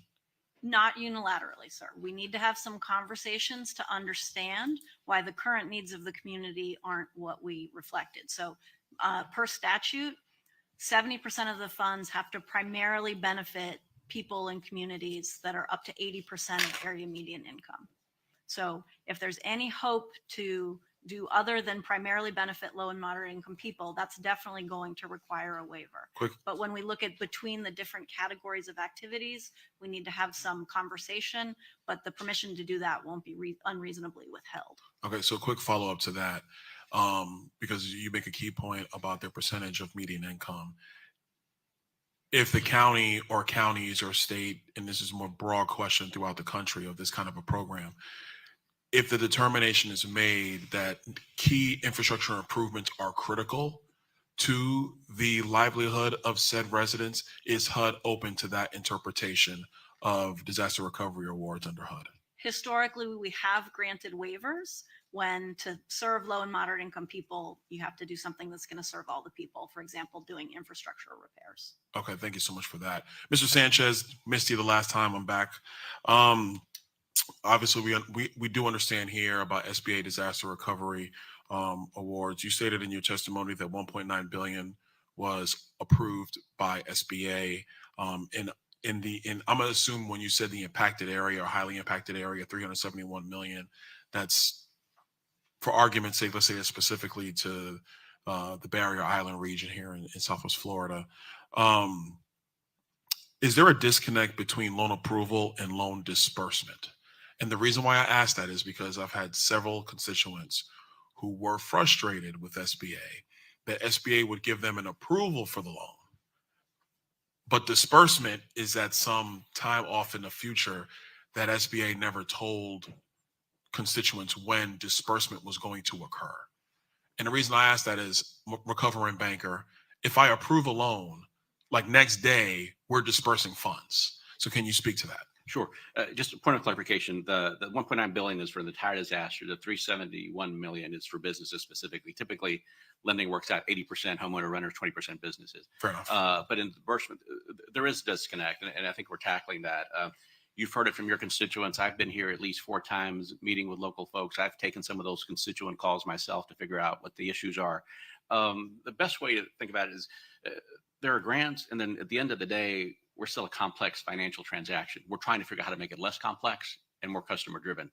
And I get the frustration. After Hurricane Ike, it took my mom 4 years to get back into her home. Those are that's the view that I come from to these things. And so the way it works is you get a loan approval for whatever amount that is. Initially we disperse $25,000 so they have at least that much capital to keep moving forward and begin recovery. The friction and the points become is then, because it's generally modeled after a construction loan, someone has to submit additional paperwork to release more funds. So contractor estimates, building permits, insurance documentation. One of the things we're doing is trying to do a better job of being more forthright with the customer, of saying what you have to provide in the future, and within our rulemaking authority, to the chairman's question of what can we all do better, is we've heard it here for the past year. We've taken that back. We're rolling up our sleeves and we're delivering. There's more work to do, but here's what we've done to reduce the paperwork. You no longer have to provide that, again, the duplication of benefits. You no longer have to provide that AIP, that assurance of insurance proceeds. You don't have to do that anymore. Don't have to do permits anymore. We instituted that, hearing back from folks here on the ground in February and May. So that's already having some impacts. And so for us, we still have some paperwork we're going to have to require, but we're reducing that number to be able to keep that money flowing as quickly as we can. Okay, follow up to that. So if the process, generally speaking, is the way a bank would manage a construction loan, where you're having to verify receipt of key documents in order to release new funds, totally understand that piece. Broader question, does SBA have the manpower in order to effectively manage that when you have tens of thousands of newly approved recipients coming in all at the same time trying to get disbursements? Can SBA effectively manage the construction loan, for argument's sake, the construction loan dispersal process in a disaster recovery scenario? Yes, sir. So a little bit of perspective. We're currently on the ground in 22 disasters across this country, 9 states, 2 territories, 200 counties. And we learned some lessons during COVID. And some of the biggest transformations I talked about was the customer service experience. Step 1 was right people, right jobs. The lending piece, direct loans, used to be under my shop of recovery and resilience. We moved that now to capital access. They do lending day in and day out. So right people, right jobs. They've got the skill, they've got the talent, and a step But to Mr. that. Sanders, real quick, it's not about talent or skill. It's manpower and scalability. If you're in 22 areas of the country managing multiple natural disasters from the disaster recovery loan program under SBA, do you have the manpower to keep up with all of the constituency requests in all its jurisdiction? Because I will tell you, that's like a loan department. That's like a loan department at a $2 billion bank having fresh capital for $10 billion. You ain't got the manpower to do $10 billion in loan disbursements. You don't. And so that's why I go back to that original Sure. question. I want to move off of that because I think that's something that we probably with SBA need to figure out. I want to talk inspectors, Mr. McCool. Got to come back to you. In a letter that was sent on March 21 and 23 to Administrator Criswell, I sent requesting 2 additional program delivery managers, 1 additional task force lead, 2 additional site inspector crew leads, 12 additional site inspectors for Cape Coral, Fort Myers Beach, and Sanibel. 5 months later, still no response from the administrator. Me. So I don't even have a response from the administrator 5 months later. Why? What is the issue with inspectors being able to be deployed to our area? Because I'm quite sure you understand it's hard for my local government officials to get infrastructure projects up and running if I can't even get a FEMA inspector down here to approve what my locals have already inspected, basically to sign off that it's good to go for rebuilding. So what's the status and why the backlog and why is it so difficult for us to be able to get FEMA inspectors in to just sign off on the work that my local governments have been doing for our infrastructure projects to get rebuilt and back on track? Thank you for the question. I will track down the response to that letter. I can tell you on the ground, we have 150 inspectors. Here, we have 50. All the inspections are on track. Lee County Schools, for example, will be done within the next 2 weeks. And all of the recovery scoping meetings that our program delivery managers do are 100% complete. So I will get more information. I'll work with your staff and get more information. Yeah, I would like to know that because I remember we had a meeting and some of those officials are in this room and we were having meetings about the issue with inspectors. Right. And just to be blunt, Mr. McCool, I started talking to the press, started tweeting, and all of a sudden they're like, oh, somebody called. Like you said something in a presser and we got a call from FEMA. And just to be blunt, I just don't think it should operate that way.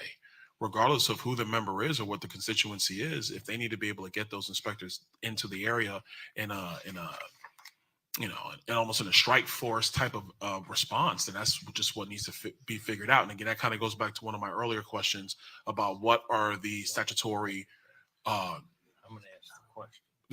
refinement that needs to happen from Congress. Last question, Mr. Sanchez, Mr. McCool, thanks so much Yes, for sir. all the witnesses being here. Last question. And Mr. Chairman, thank you for your indulgence. Yes. Last question on this, the runaround. A lot of my constituents have had issues with paperwork fiascos, something's not being spelt right, having to get another document, the initial decline or the initial disapproval they will receive from FEMA or SBA, and then being told actually in this very building that you're going to get an initial decline. That just means you have to go back and go through all the things that went wrong and then reapply. What needs to happen to stop that from occurring? Because when people are in a disaster recovery mode, They don't have time to check every dot. They're trying to assess their lives. So can you guys speak to that? And what are we going to do in your recommendations so that people get the help that they need when they need it? And I have to go through a regulatory checkbox. Sure, glad to start. From our side is we have 22 people still here on the ground. The approval and the first disbursement is one step. We understand there are frustrations for the rest of that. And so those customer issues I've been involved with myself, handled probably 5 or 6 of those to get a lens on those. And it is the paperwork. So one, we're reducing what people really don't really need to submit to us. It's a matter of process. We're taking outside of the rules. And then working to make sure that for the rest of those, we're pivoting now. We're not waiting until this recovery is over. We're changing those rules today. And so those are the kinds of things we want to listen to. You alluded to being referred from FEMA to SBA to be declined to access other things at FEMA. We've already reduced the threshold last hurricane season because we got that bureaucratic red tape out of the way. We were able to put an additional $38 million on the ground to disaster survivors that need it most.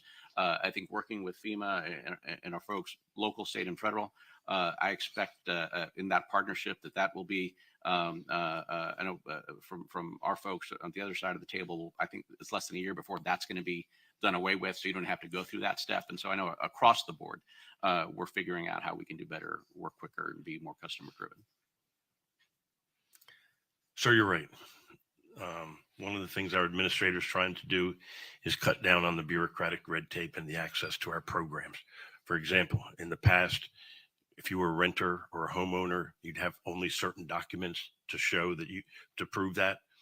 We've streamlined all that. You can do a whole myriad of electric bills or even a letter from a county emergency manager or a county official. Yes, I'm a resident of that structure. Try to get access to our programs.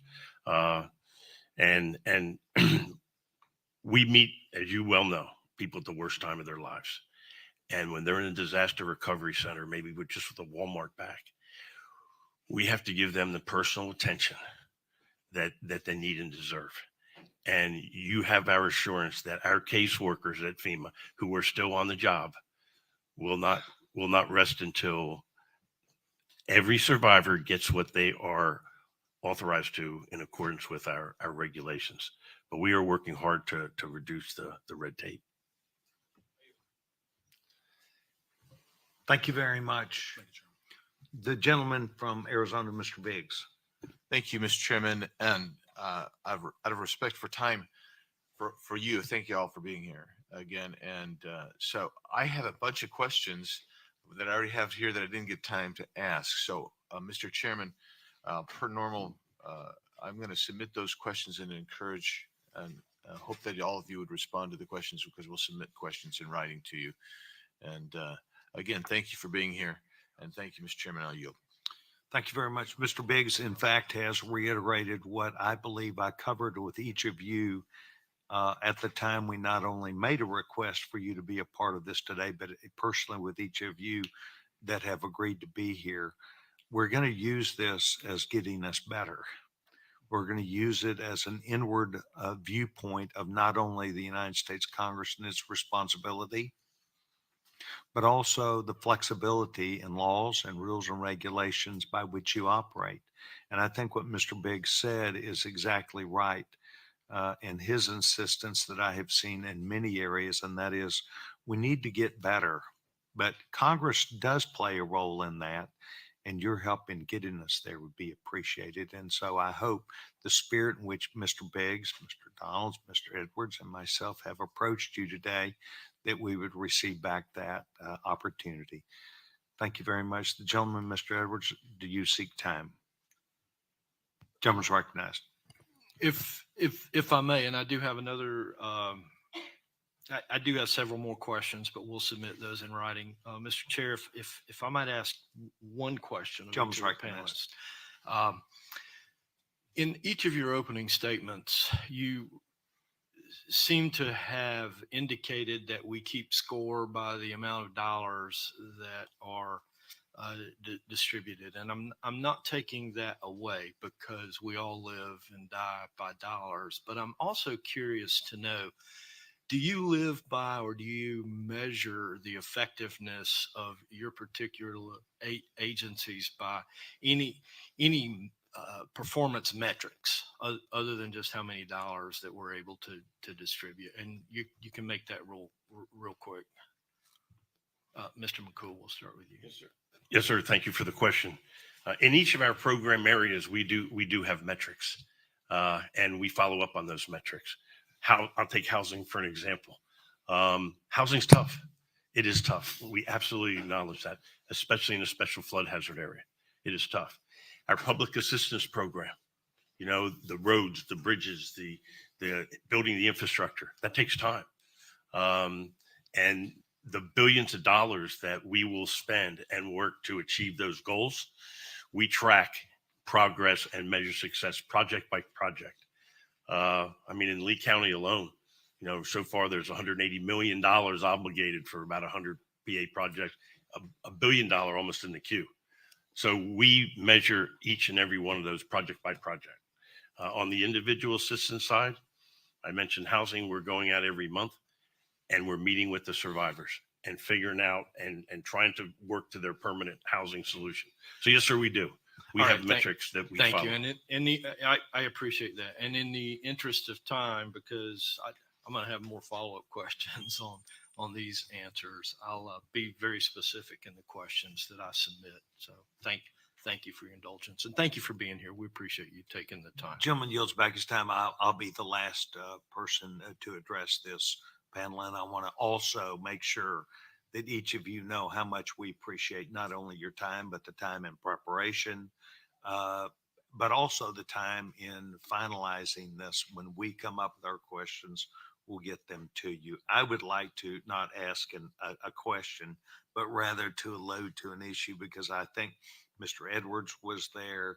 Mr. Donald's kind of was a follow-up to mine, and that is I am wanting to make sure we get closer on this understanding about CDBG money and the things that would flow. I heard Ms. McFadden very carefully, and I agree with her that they will offer the money with what they believe is how it would be used. Now, that is, until you tell me differently, you're going to do it the way we do it. But I think that what Mr. Donalds is asking for, and I would be seeking the same thing also, and that is the ability to come back with, thank you for your view of this. We believe the view should be different. We believe the view should be based upon our actual needs. That is the crux of an issue that I really want to dig at, about what sort of flexibility, because it's not thy will do this, but I want to make sure and we can take into account, and we have the flexibility to now agree with you, as opposed to, no, it says here 70-30, and I shall not break that. I'd like to make sure that we allow that opportunity in law to give you, under this emergency determination, that the president might be given, the corresponding agencies would be given the flexibility in negotiation, erring on the side of some bit of understanding as opposed to a hard and fast rule. So I want to thank each of you. It is our hope, I stated this when we were in the back room, it's my hope that you will be able to take time to hear from customers, people who live here, constituents. Mr. Donalds has a staff that has quite honestly been, I think, doing a great job with limitations that you had and he had, but we're going to hear back in the second panel. So I excuse each of the witnesses at this point and would ask that the next panel please present themselves. We'll be in recess for 2 minutes while that occurs.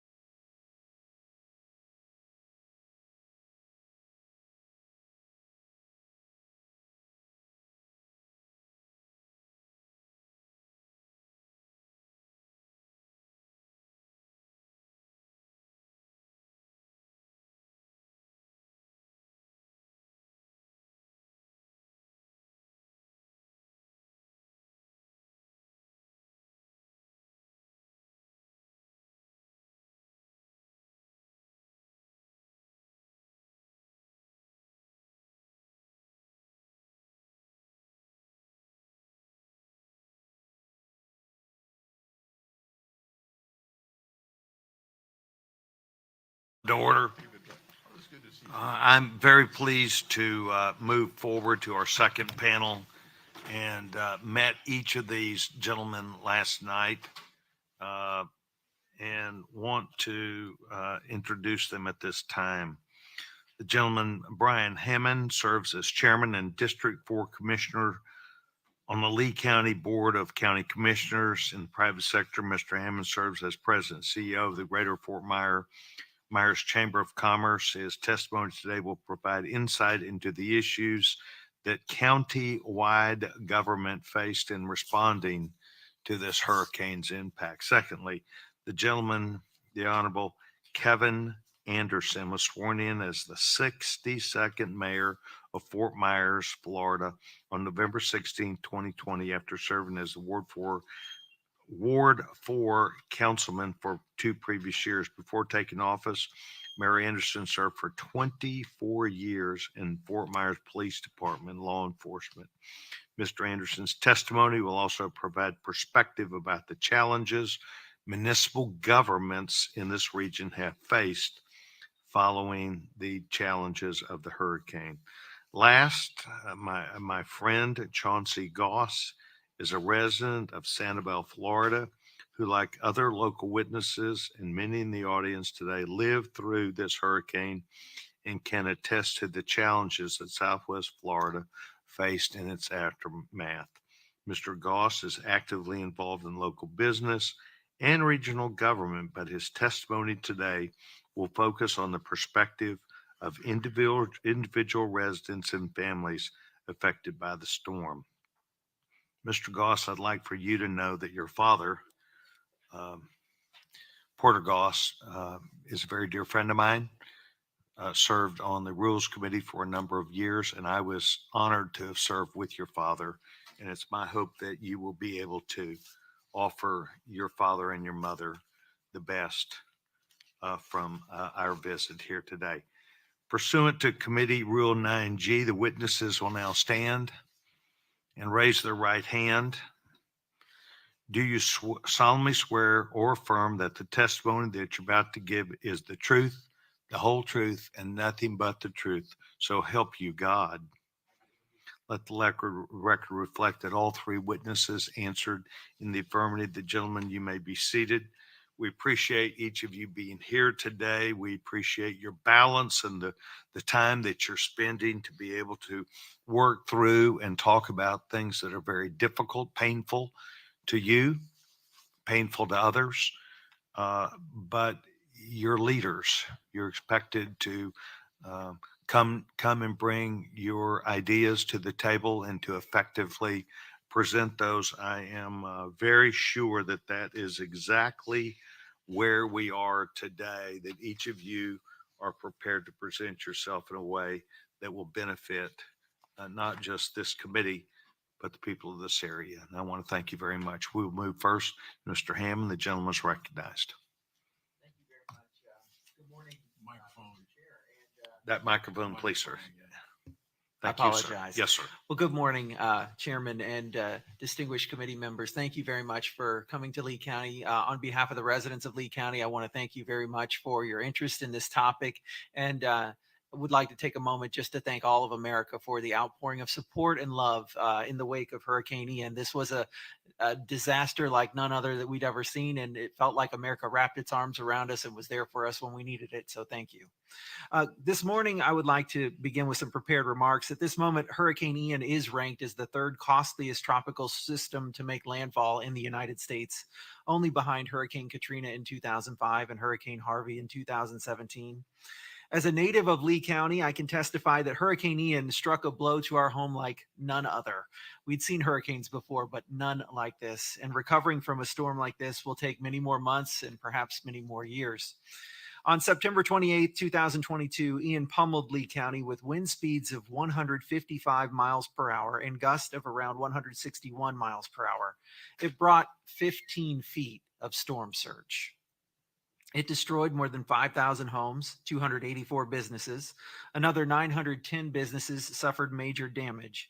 In total, Lee County believes we have $112 billion in damages. The tropical storm impacted every beach, all county parks, and every single traffic signal. And I can say you don't realize how much you appreciate stopping at a red light until they're all gone. The amount of debris was staggering, more than 11 million cubic yards of debris countywide. Some of the most memorable images of this storm will be the bridges on Sanibel and Matlacha that were broken, but the devastation to our infrastructure was much deeper than that. Within Lee County government, our largest infrastructure hits were to these departments: utilities, parks and recreation, facilities, and construction management. For example, in our county government damage assessment inventory, it shows an estimated cost of $297.3 million. And our utilities department alone makes up about 19% of that number. As with any disaster of this scale, our federal partners were and still are critical to our response. FEMA, the Small Business Administration, and HUD have worked side by side with us. And as with every process, there are highlights and there are challenges with these agencies. When speaking about FEMA, we were exceptionally grateful that FEMA had a representative arrive to work in the Emergency Operations Center prior to landfall on Tuesday, September 27th. And this enabled us to work with someone who could communicate with FEMA's command center directly from our Emergency Operations Center. FEMA also embedded a gold incident management team within days of landfall, providing a direct line from Lee County to federal leadership. All federal agencies, from Health and Human Services, the White House, Department of Defense partners, this was critical to have those lines of communication open because of that gold incident management team. FEMA stood up a large number of very effective disaster survivor assistance teams and disaster recovery centers. These were all exceptionally productive. We had challenges though. FEMA related to in the field communications, lack of inspectors, and lack of trailers. For example, FEMA did not meet our community's expectation for trailer arrival. Some communities take months before they establish a need. We were ready for this help 45 days after landfall. FEMA needs to be ready to mobilize on the community's timeline if FEMA is going to meet the community's needs. And it didn't help that FEMA initially blamed its slow process on our local land development code. This triggered waves of distrust from the public with government and a rift between federal and county collaboration. Finally, given the storm's magnitude, FEMA needed more of its inspectors here sooner rather than later.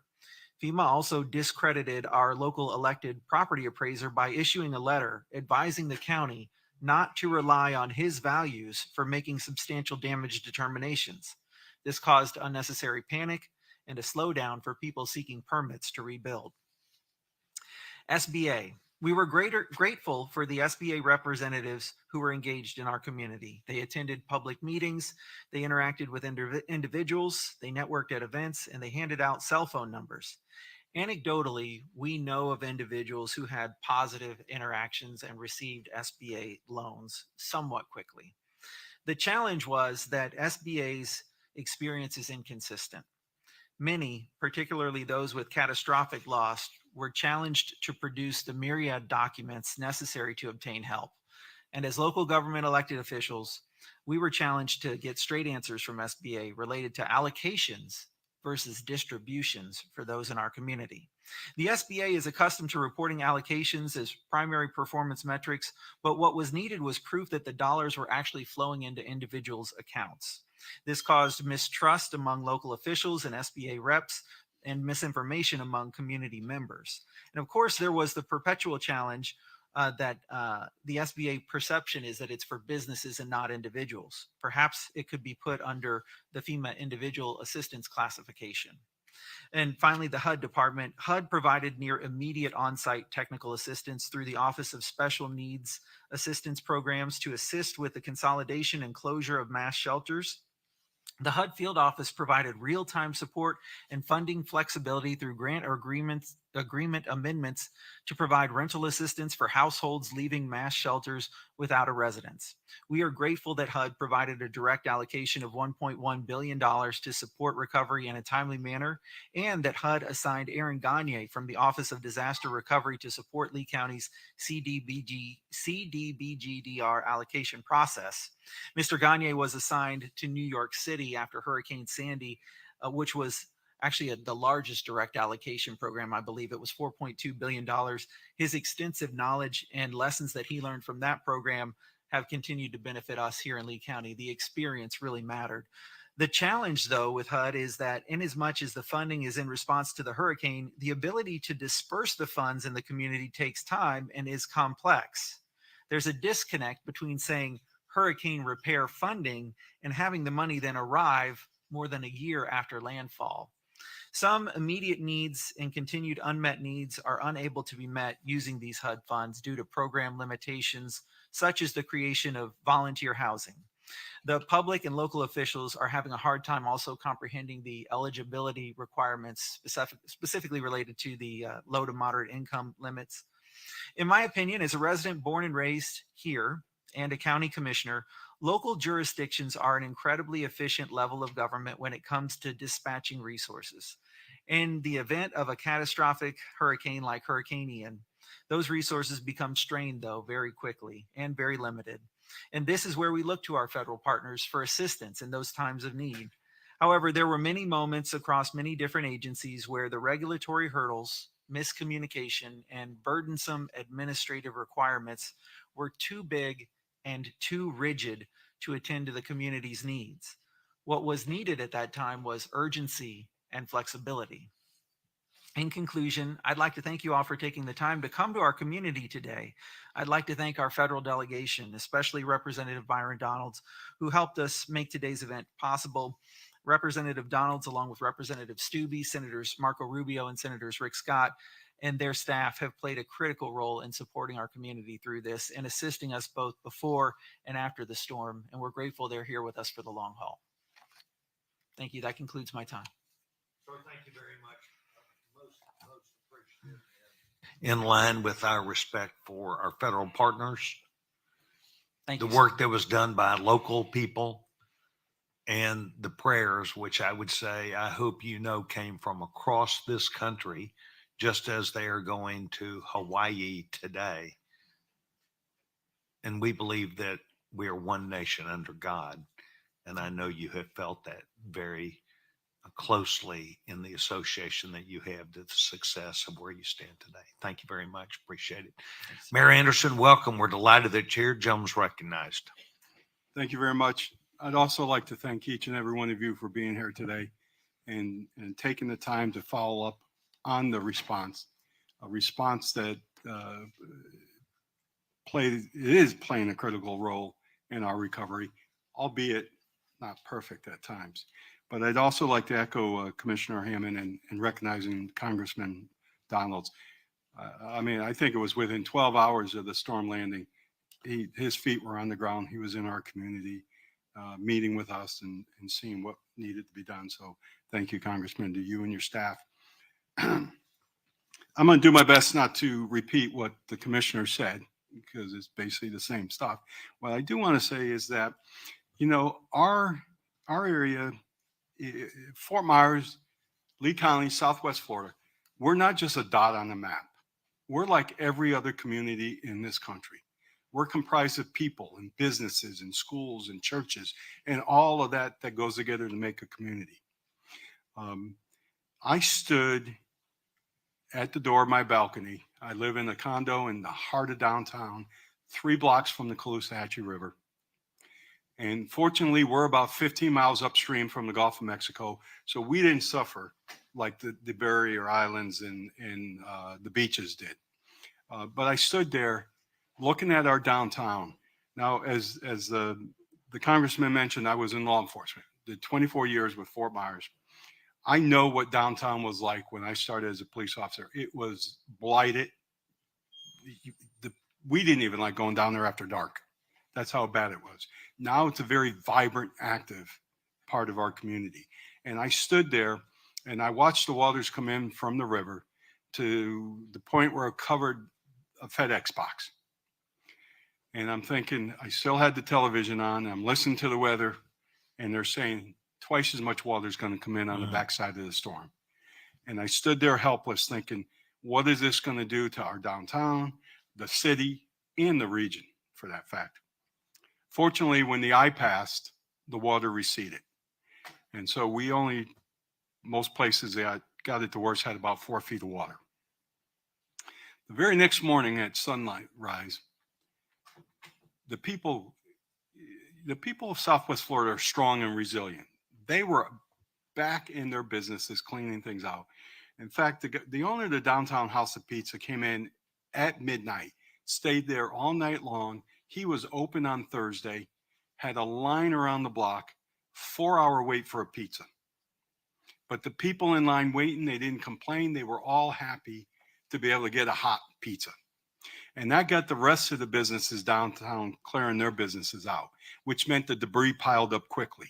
And we're talking food, construction and demolition materials, garbage, and all of that, which posed a real safety and health issue. Not only that, but a psychological issue. Think about you coming by your business or you coming by your house, and there on the side of the road is your life, your memories, your keepsakes, antiques, all kinds of things just piled up there as trash. It has a real psychological effect. So that was our first challenge, was getting the okay to pick up the debris.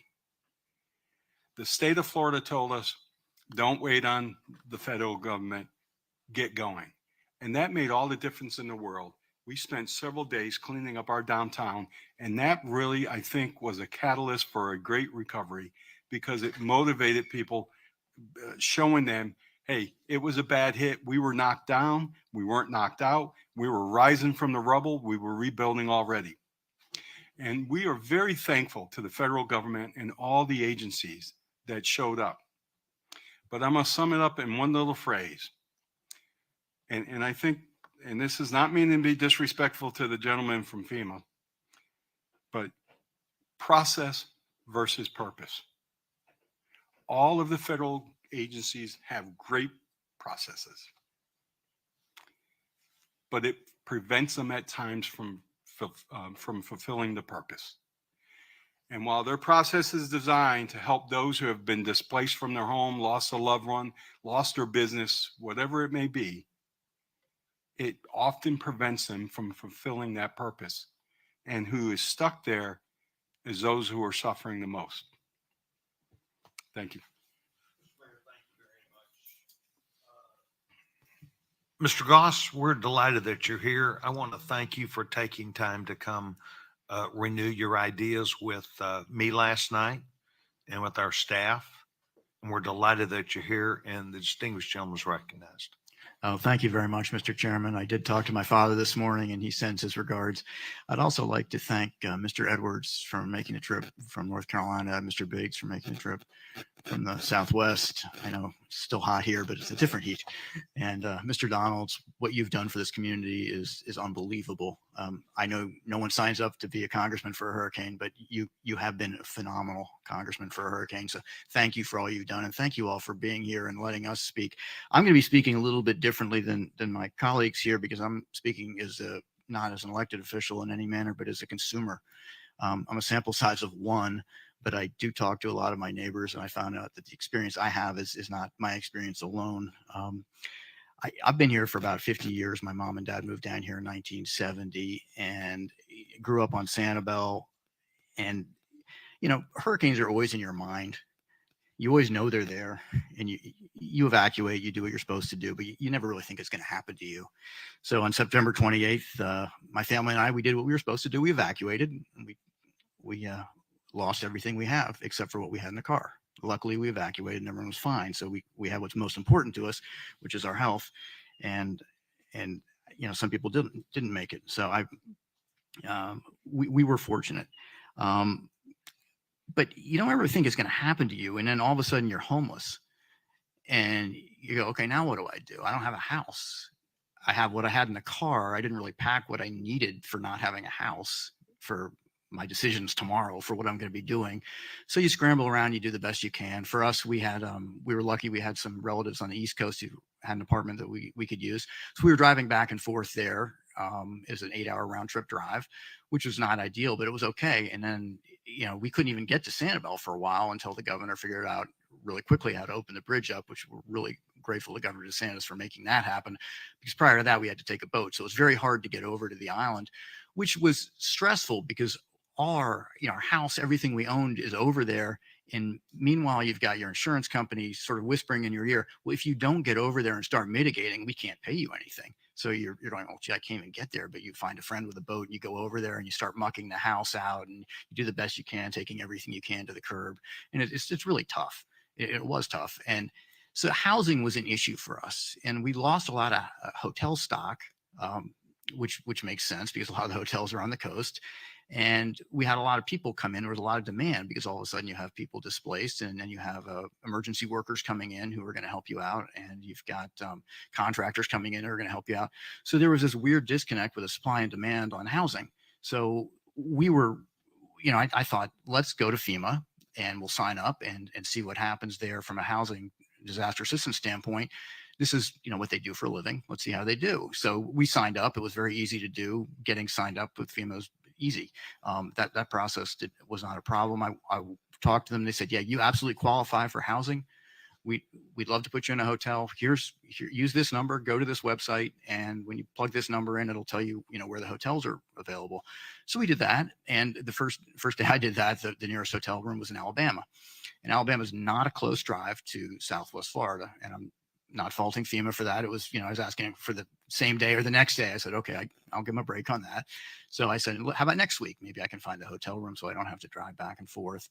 And the nearest hotel room was in Brooksville, which it's not Alabama, but it's still not close. So clearly there was a hotel problem here in Southwest Florida.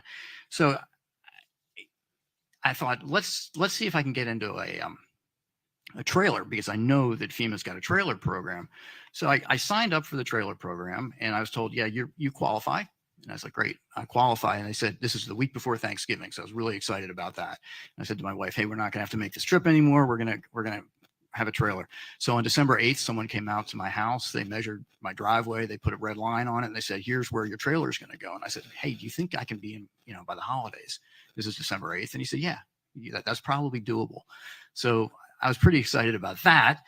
Holidays came and went, and January came and went, and February came and went, and March came and went, and still no trailer. So I got a call in late March, and they said, well, yeah, we can put a trailer in now, but you're going to have it out by hurricane season. And we can't put it until April. So I was like, that's not that helpful, but thank you anyway. So you take my name off the trailer list. During that process, in that 4-month time, when I talked to FEMA, I would go to the Disaster Assistance Center, which it was really nice. They set it up on Sanibel at the church, and it had, washer, dryer, it had bathrooms. It was a good showers. It was a good facility for us living on the island to be able to use. And I went to the FEMA folks there and I said, hey, what's going on with the trailer program? And they said, well, just call this 1-800 number. I was like, well, you're sitting here. Why don't you give me an answer? And I would never get an answer. And I asked if they would call the 1-800 number with me. And the answer was no. So I said, okay, fine. I called the 1-800 number many, many, many times and left many, many, many messages and never got a response. So it was not a good process. And it was just disappointing that FEMA, couldn't figure out, it's one of their jobs to do quick, nimble temporary housing. I was sort of surprised and disappointed that they couldn't figure that one out. And they offered also a little bit of false hope. And that's another thing. And, we'd all just been through this experience, and there's a little bit of PTSD, and everyone's just trying to get through the next day.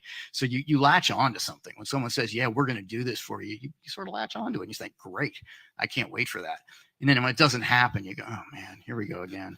So I also had the opportunity to work with the Small Business Administration, and they reached out and they asked if I wanted a loan. And I said, yeah, absolutely. And they were really good in I think what you were alluding to earlier, Mr. Donalds, was I was approved for a loan very quickly. I think it was within a week. I submitted my paperwork within a week. It was then over the next 4 months that I provided pages and pages and pages of material to the Small Business Administration. And we went back and forth and back and forth. And at one point I had a really interesting dialogue with them where I had been taking pictures of the documents they needed, because that was with my phone, because that was the only way I could do it, because I lost my office and everything I owned in my office. I had a laptop.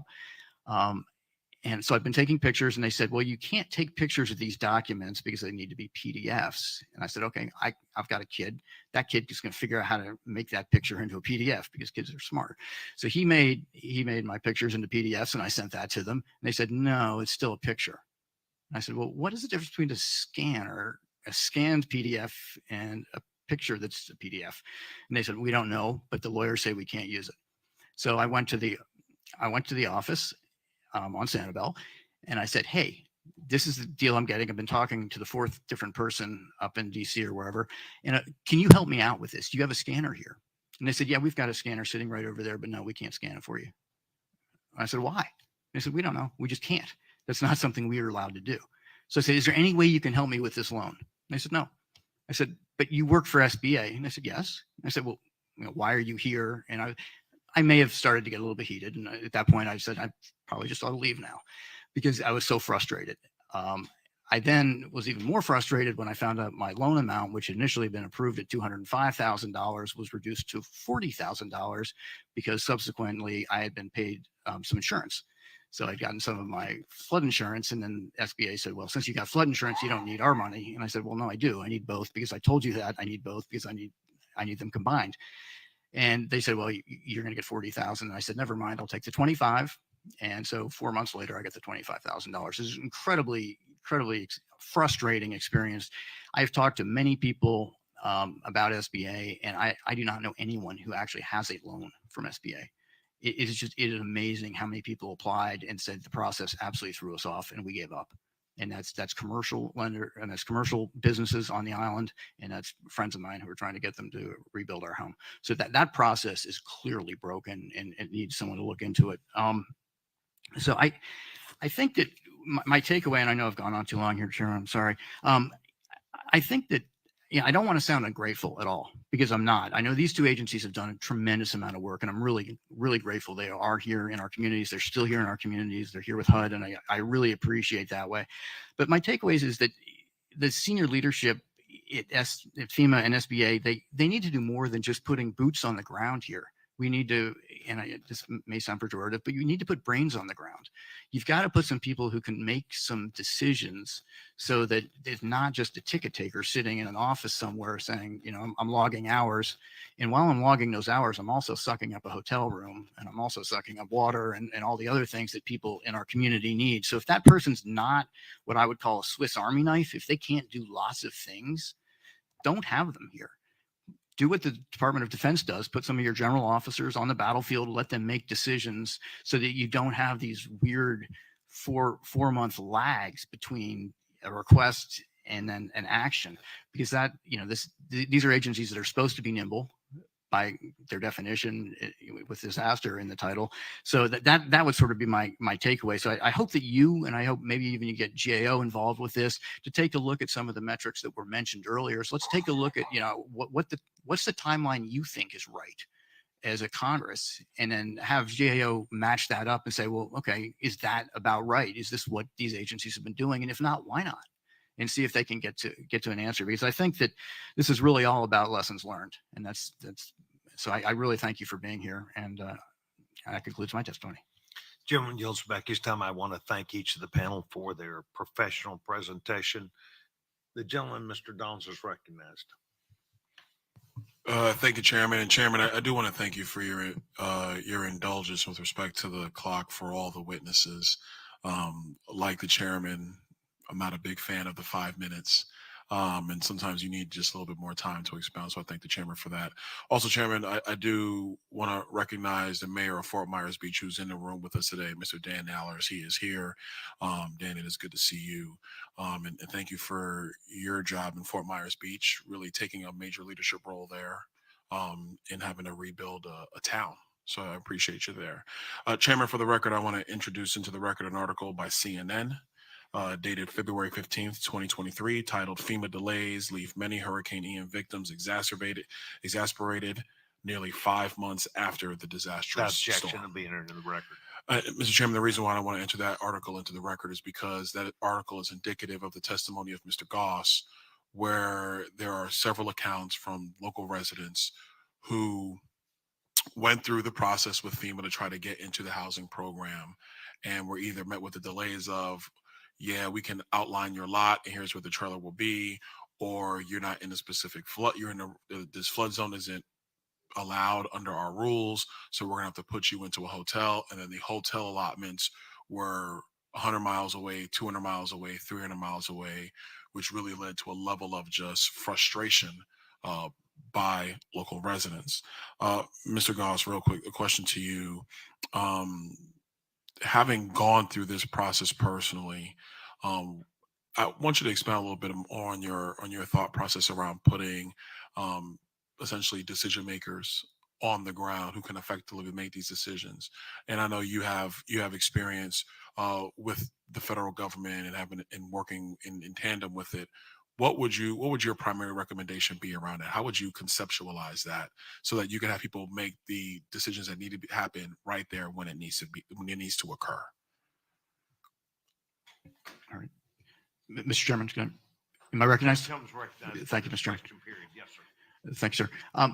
Mr. Donalds, that's a great question, and I've thought about it a little bit. I think that there's two ways. One is you would put a decision maker on the ground, whether that's an SES level or an assistant secretary level, somebody pretty high up, take them out of the comfortable area of inside the Beltway and put them here, so that when somebody like me comes and says, look, my neighbor has not, he's living in his garage.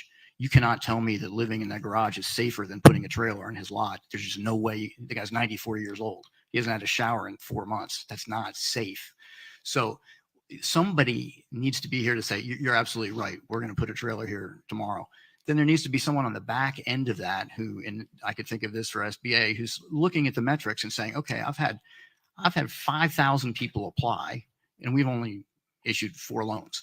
Or something to just keep things moving. Who's making sure that stuff's moving along? Because I don't get the feeling anyone's doing that. No, I appreciate that. Thank you for that. Mr. Hammond, to you, you mentioned in your testimony frustration around the inspection process with FEMA. It's actually interesting that Mr. Allers is sitting over your shoulder as I look at him. I know that the city of Fort Myers Beach is still operating in a trailer while they're waiting for a FEMA inspection to occur for them to actually go through the process of rehabbing the city of Fort Myers actual building so they can continue their business. Can you speak to the delays and the concerns from the county level in conjunction with FEMA around the inspection process? And what is it specifically that the county that Lee County is looking to see with respect to the inspection process? Thank you very much for the question, Congressman. Yes, that's a perfect example of what we're seeing at the county level as well. Our administrative team at the county doesn't have the confidence to fix or repair anything right now and related to county facilities or county infrastructure because until it gets an inspection by FEMA, they're risking the reimbursement that could come for making those repairs. And this, with a $300 million bill coming due to Lee County, is more than our residents could bear on their own. And so we need that FEMA reimbursement. So many residents call us daily. Why haven't you torn down the restrooms at Fort Myers Beach at Lynn Hall Park that look terrible? We're told we are not even allowed to touch them. If we touch them, if we try to clean them, we are risking reimbursement and would not be paid back for the repairs that we would need to make for that. Similar situations happened with Federal Highway Safety Administration in regards to our traffic lights. We have many traffic lights that are still mangled throughout the county, and those we were also told cannot touch them until they've been inspected. And so residents don't understand why broken infrastructure and potentially dangerous situations continue to exist months after the storm. Thank you so much. Chairman, I yield back. Thank you very much, gentlemen. Mr. Biggs. Thanks, Mr. Chairman. Thank you all for being here today. So my initial line of questions was going to be, as we've seen, this has gone on for 10 months and you've all participated in interactions with FEMA and SBA and HUD, et cetera. My question was going to be, because I really want to, and I guess I'm going to ask it anyway, but I'm anticipating what the answer, I shouldn't anticipate what the answer should be. I'll just ask the question. Have you seen improvement? In processing, communication, et cetera? And your answer, Mr. Hammond, Mr. Goss indicates maybe not, but I want to know if from day one, when we're still in chaos and trying to bring order to the situation, has there been improvement in the process itself to, as the mayor said, to achieve the purpose? So I guess that's my question. Have lessons been learned? Has there been evolution along the way to make this better, or are we still experiencing the same problems today, maybe a different flavor than you were experiencing 8-9 months ago? Mr. Hammond. Thank you, Congressman. There have been situations that have been remedied thanks to reaching out to our member of Congress and other members of the Florida delegation. For instance, I mentioned that letter questioning the values of our local property appraiser. With some help from our Florida delegation, that situation was then walked back after a couple weeks in a meeting to offer clarification to FEMA. There are also now more inspectors on the ground, thanks again to the pressure that was brought by the Florida delegation, but it took help from our member and our representative to make that happen. So I can say that I, as a policymaker, am not in the day-to-day workings in the Emergency Operations Center with the FEMA partners. We are grateful that they're here and helping us out, but certainly it has taken a lot of extra help to get the process moving in the direction we needed it to. Thank you. Mayor, any comment on that? There was comment during the last panel about every hurricane's different, every disaster is different. I could tell you every traffic stop I made, every crime scene I worked, every critical incident I handled was different, but yet the same. The basics were there. And I think that's what's being missed is they come in and we're very thankful for the response. But yet the workers come in and it's almost like they're starting over. Like the project manager that was assigned to the city, this was one of her first disasters. And it was a disaster of this magnitude that she's getting her feet wet and she couldn't handle it. Then the person who replaced her was that person with the process, wasn't really focused on the purpose. So I echo again the commissioner. It was only through pressure and the help we received from elected officials, putting the pressure on those agencies. Thank you, Mr. Goss. Yeah, I think that honestly, most of the people I deal with and talk to have probably given up by now and have gone to conventional lending and have gone to the rental market or figure something else out and just said, look, I'm not going to deal with either FEMA for housing or SBA for loans. We're going to figure this out because initially they're the only ones around. And you need them really badly because everyone else is sort of out of business. But then everyone else comes back into business. So now there is a little bit of a rental market. Now, 10 months, 11 months later, there is conventional lending. So I think that the need for it isn't as bad. I think it's the initial need is when they really need to be there. So at the beginning, and I was fascinated by this story. Is that was not an anecdote? The 94-year-old gentleman living in his garage next to you. That's not an anecdote. Okay. Not next to me, but on the island. Okay. So were you proactively contacted at all by FEMA or other agencies, or did you initiate contact?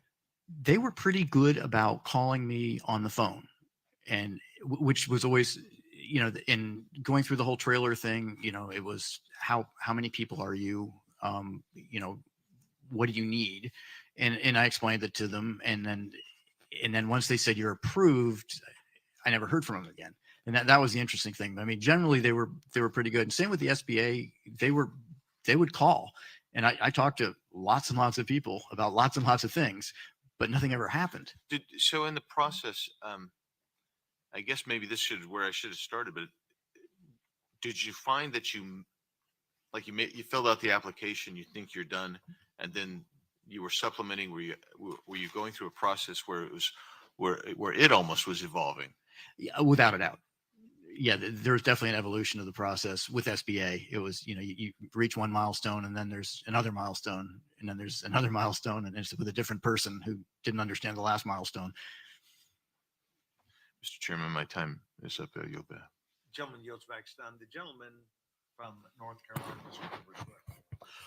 Thank you, Mr. Chair. One thing that is clear to me in being with all of you this afternoon is when I think of the folks that say we are all defined by how we react and how we step up under tough circumstances, that the panelists and Mr. Donalds have certainly stepped up, and I have a great deal of admiration for how you have defined yourself and helped this community. I just want to say that. Mr. Hammond, you mentioned in your opening comments that these agencies often blamed your own local land use code as obstacles to help bring relief. Can you give us some examples?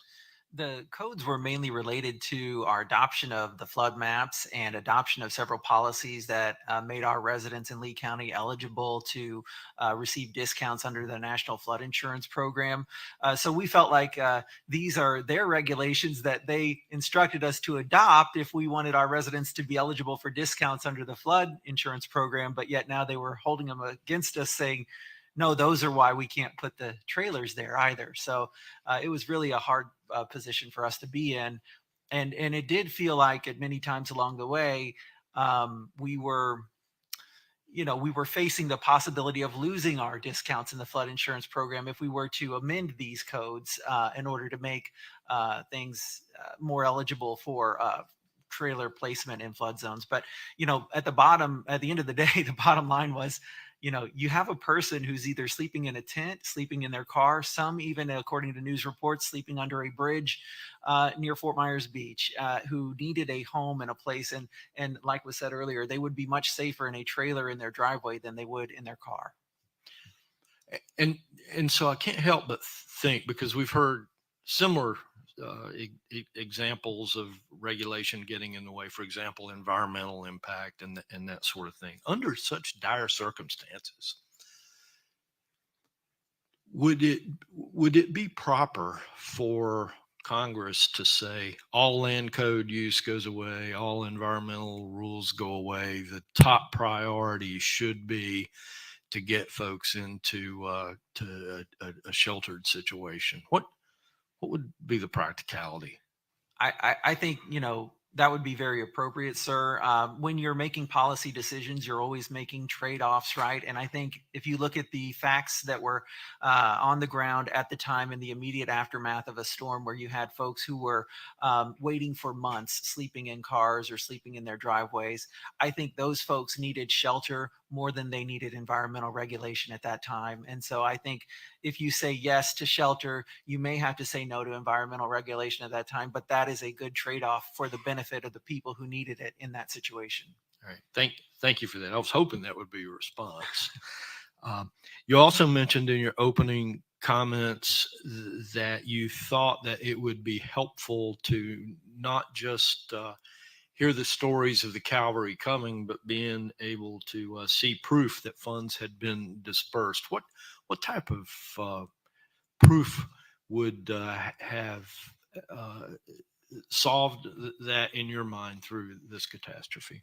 Sir, I gained that experience in my time serving as the president and CEO of the Chamber of Commerce here locally. Many of the chambers, there are multiple in our county, came together to survey our membership to ask them, had they been approved for a loan? And if they had been approved, had they received funds? And none of us could find a business that had received any funds at that point, and this was months after landfall. And so my question back to the agency was, great, you've told me you've approved this much money. Approval is one word. How about dispersed? That's a different word. How much money is in the hands of people? And they would not provide that metric to me. And I think as an organization that would strive for transparency, you would want to be able to both tout, we've approved this much, and this much now is actually in people's hands. It's a simple number that I assume they probably have internally. Yeah, thank you. Mr. Anderson, in your opening comments, you mentioned that you felt that there was more of a quest for process over purpose. Can you give us some examples of processes that got in the way of the purpose? Real simply, debris pickup. Not being able to pick up the debris until we were told, go ahead and pull the trigger. And meanwhile, it's piling up. It's like I mentioned earlier, it's safety and health issues. In some cases, it's blocking roadways. So I don't know why the process required us to wait. And then I don't know if you're aware, but every trailer we had out there picking up debris had to have a monitor assigned to it to the tune of $1,500 a week. Follow the truck to make sure if they're picking up horticulture, that's what went in the truck. Then when they got to the dump site, they're paying another monitor on the tower to look down and say, okay, that's horticulture. It goes over there in that pile. And it slows up the process. Although this time the debris pickup went a lot quicker than in the past. But it's little things like that. And, the inspections is another one. I don't understand why FEMA can't tap into the expertise on the local level and pre-certify people from the city, from the county, to be inspectors that can read the minute that there's an emergency declared, they take off their local government cap, they put on their FEMA cap, and they go to work for FEMA. And they can start that process. They know the local area, they know the codes, they know everything that needs to be known that somebody coming from out of town doesn't know. That's a great suggestion. Mr. Chair, I see my time has expired, so I yield. Thank you.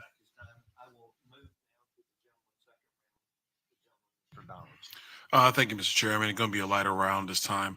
Mr. Goss, I want to come to you. I know in your service capacity, you've served as a commissioner for the Southwest Florida Water Management District, appointed by Governor DeSantis.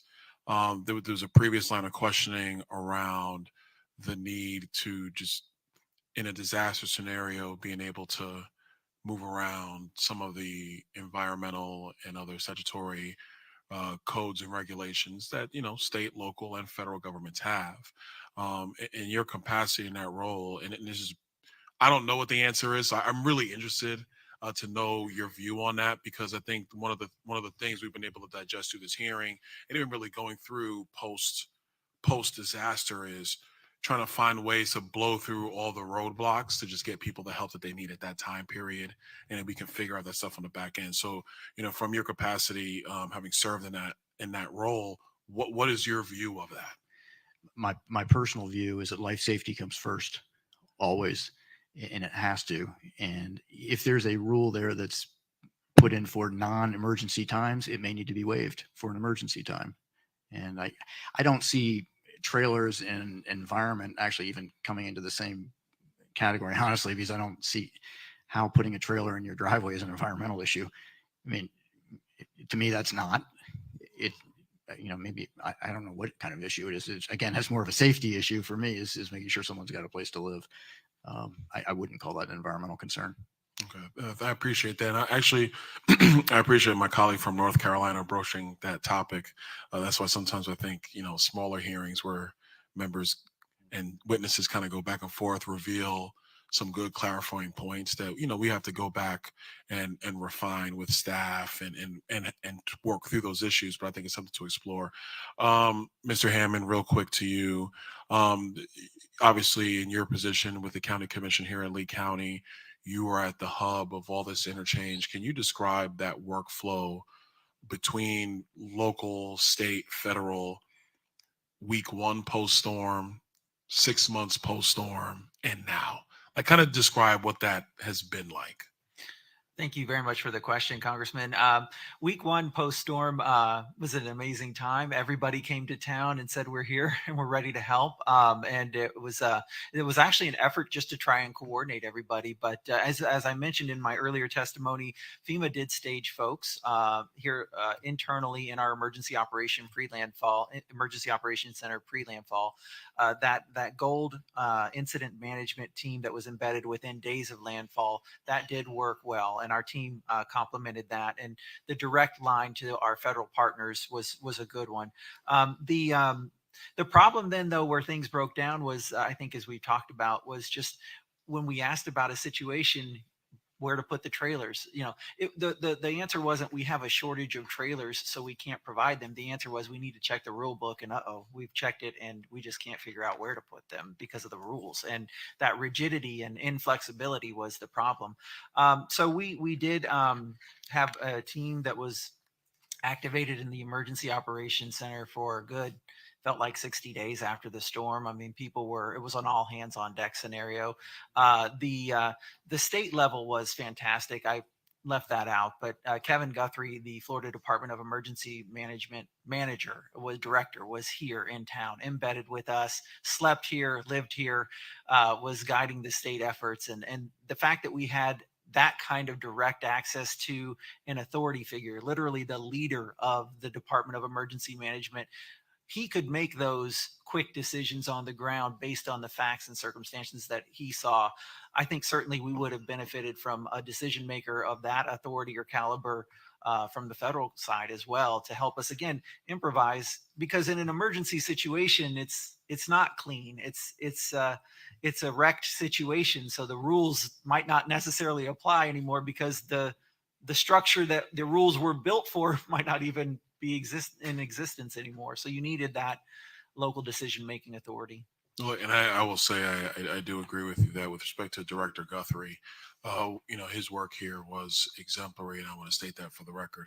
Last thing, Chairman, and I'll leave it at this. I think one of the things around SBA that have had time to think through disaster recovery, the disaster recovery loan program, which was very, very different from the PPP loan program under the COVID-19 emergency era.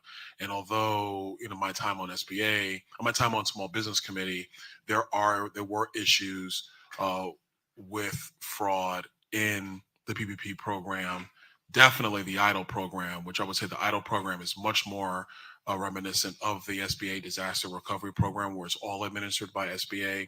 I think one of the reasons why PPP, from a disbursement perspective, was much more fluid for people trying to get aid, is because you had the banking system actually going through their due diligence through the normal loan process, and those loans were essentially funded by the federal government. So the banking system was a conduit to recovery dollars. And if there was something to look at with SBA's disaster loan recovery program in the future, it might be taking some of the lessons learned from PPP and augmenting that program for specific communities in specific parts of the country that go through disaster. With that, I yield. Gentleman yields back his time. Gentleman from Arizona, Mr. Biggs. Thank you, Mr. Chairman. My question is a request of you and Mr. Donalds. Mr. Donalds submitted documents in the record both for panel 1 and 2. I would like him to, if you can, make them available to all of us so we all get a copy of those, please. Will do. Consider it done. Yield that.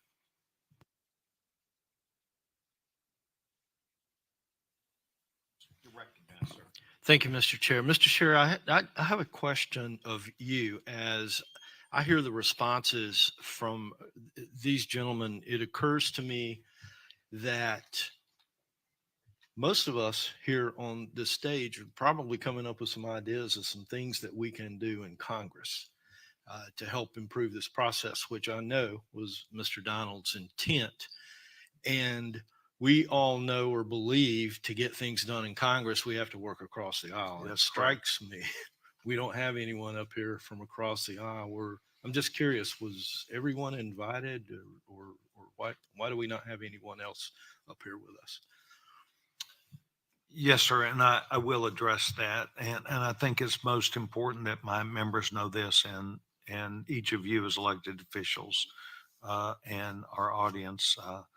More than a month out, we gathered our ideas together about this, including the timing. And we chose not to do it later in case there really is another hurricane. But my colleagues, your colleagues on the Democratic side were advised. I spoke directly to Mr. Mfume about that a month out. And I would say this to you, that I believe that our strength of character between Mr. Mfume and his ranking member side, I will involve him in this. None of their members had the ability or chose not to be here today, but I would hope that we would not, nor would anyone think, number one, they were not invited.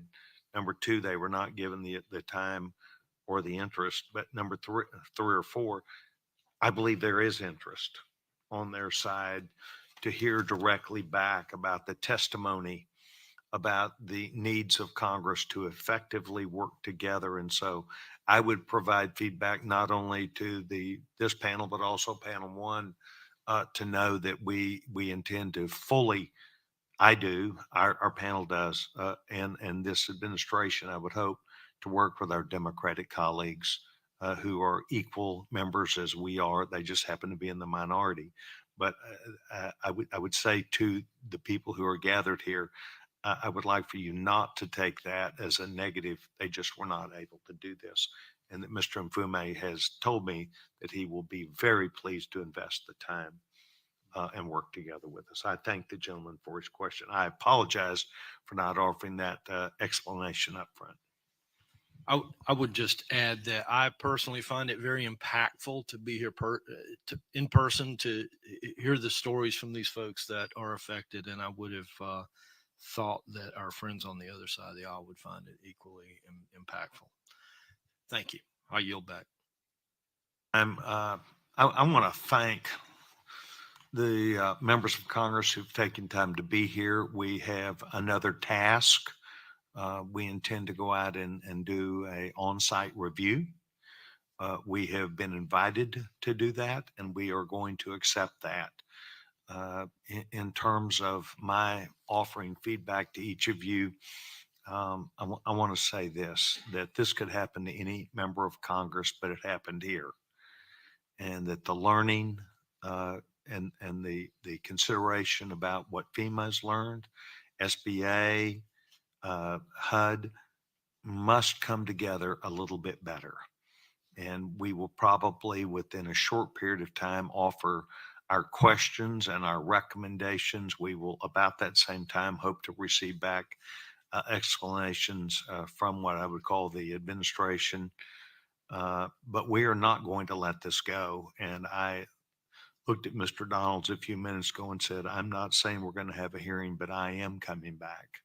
And I am going to sit down, and we are going to make sure that we do our after report, because I believe my time that I spent in the free enterprise system always included not only a plan going in, but the plan going out and then how you did. So on behalf of the United States Congress, my colleagues, all my colleagues, I want to say thank you to each of you for being here. In particular, I want to say today that we've got at least 4 members of law enforcement, the men and women who wear the uniform, who have the responsibility, and I want to thank them for taking the time to be here today. And for our friends in the media, I would hope that the story that's told is one that we came here for an intended reason. We've heard the stories, and we intend to forthrightly work with this government, this administration, with our colleagues, and we intend to make things a little bit better. And for the people of this community, I want you to know that it could have happened anywhere. It happened to you. Our prayers are still with you, and we heard the story today and know what we need to do. So I want to thank each of you that are in this room very much. This concludes our hearing of the subcommittee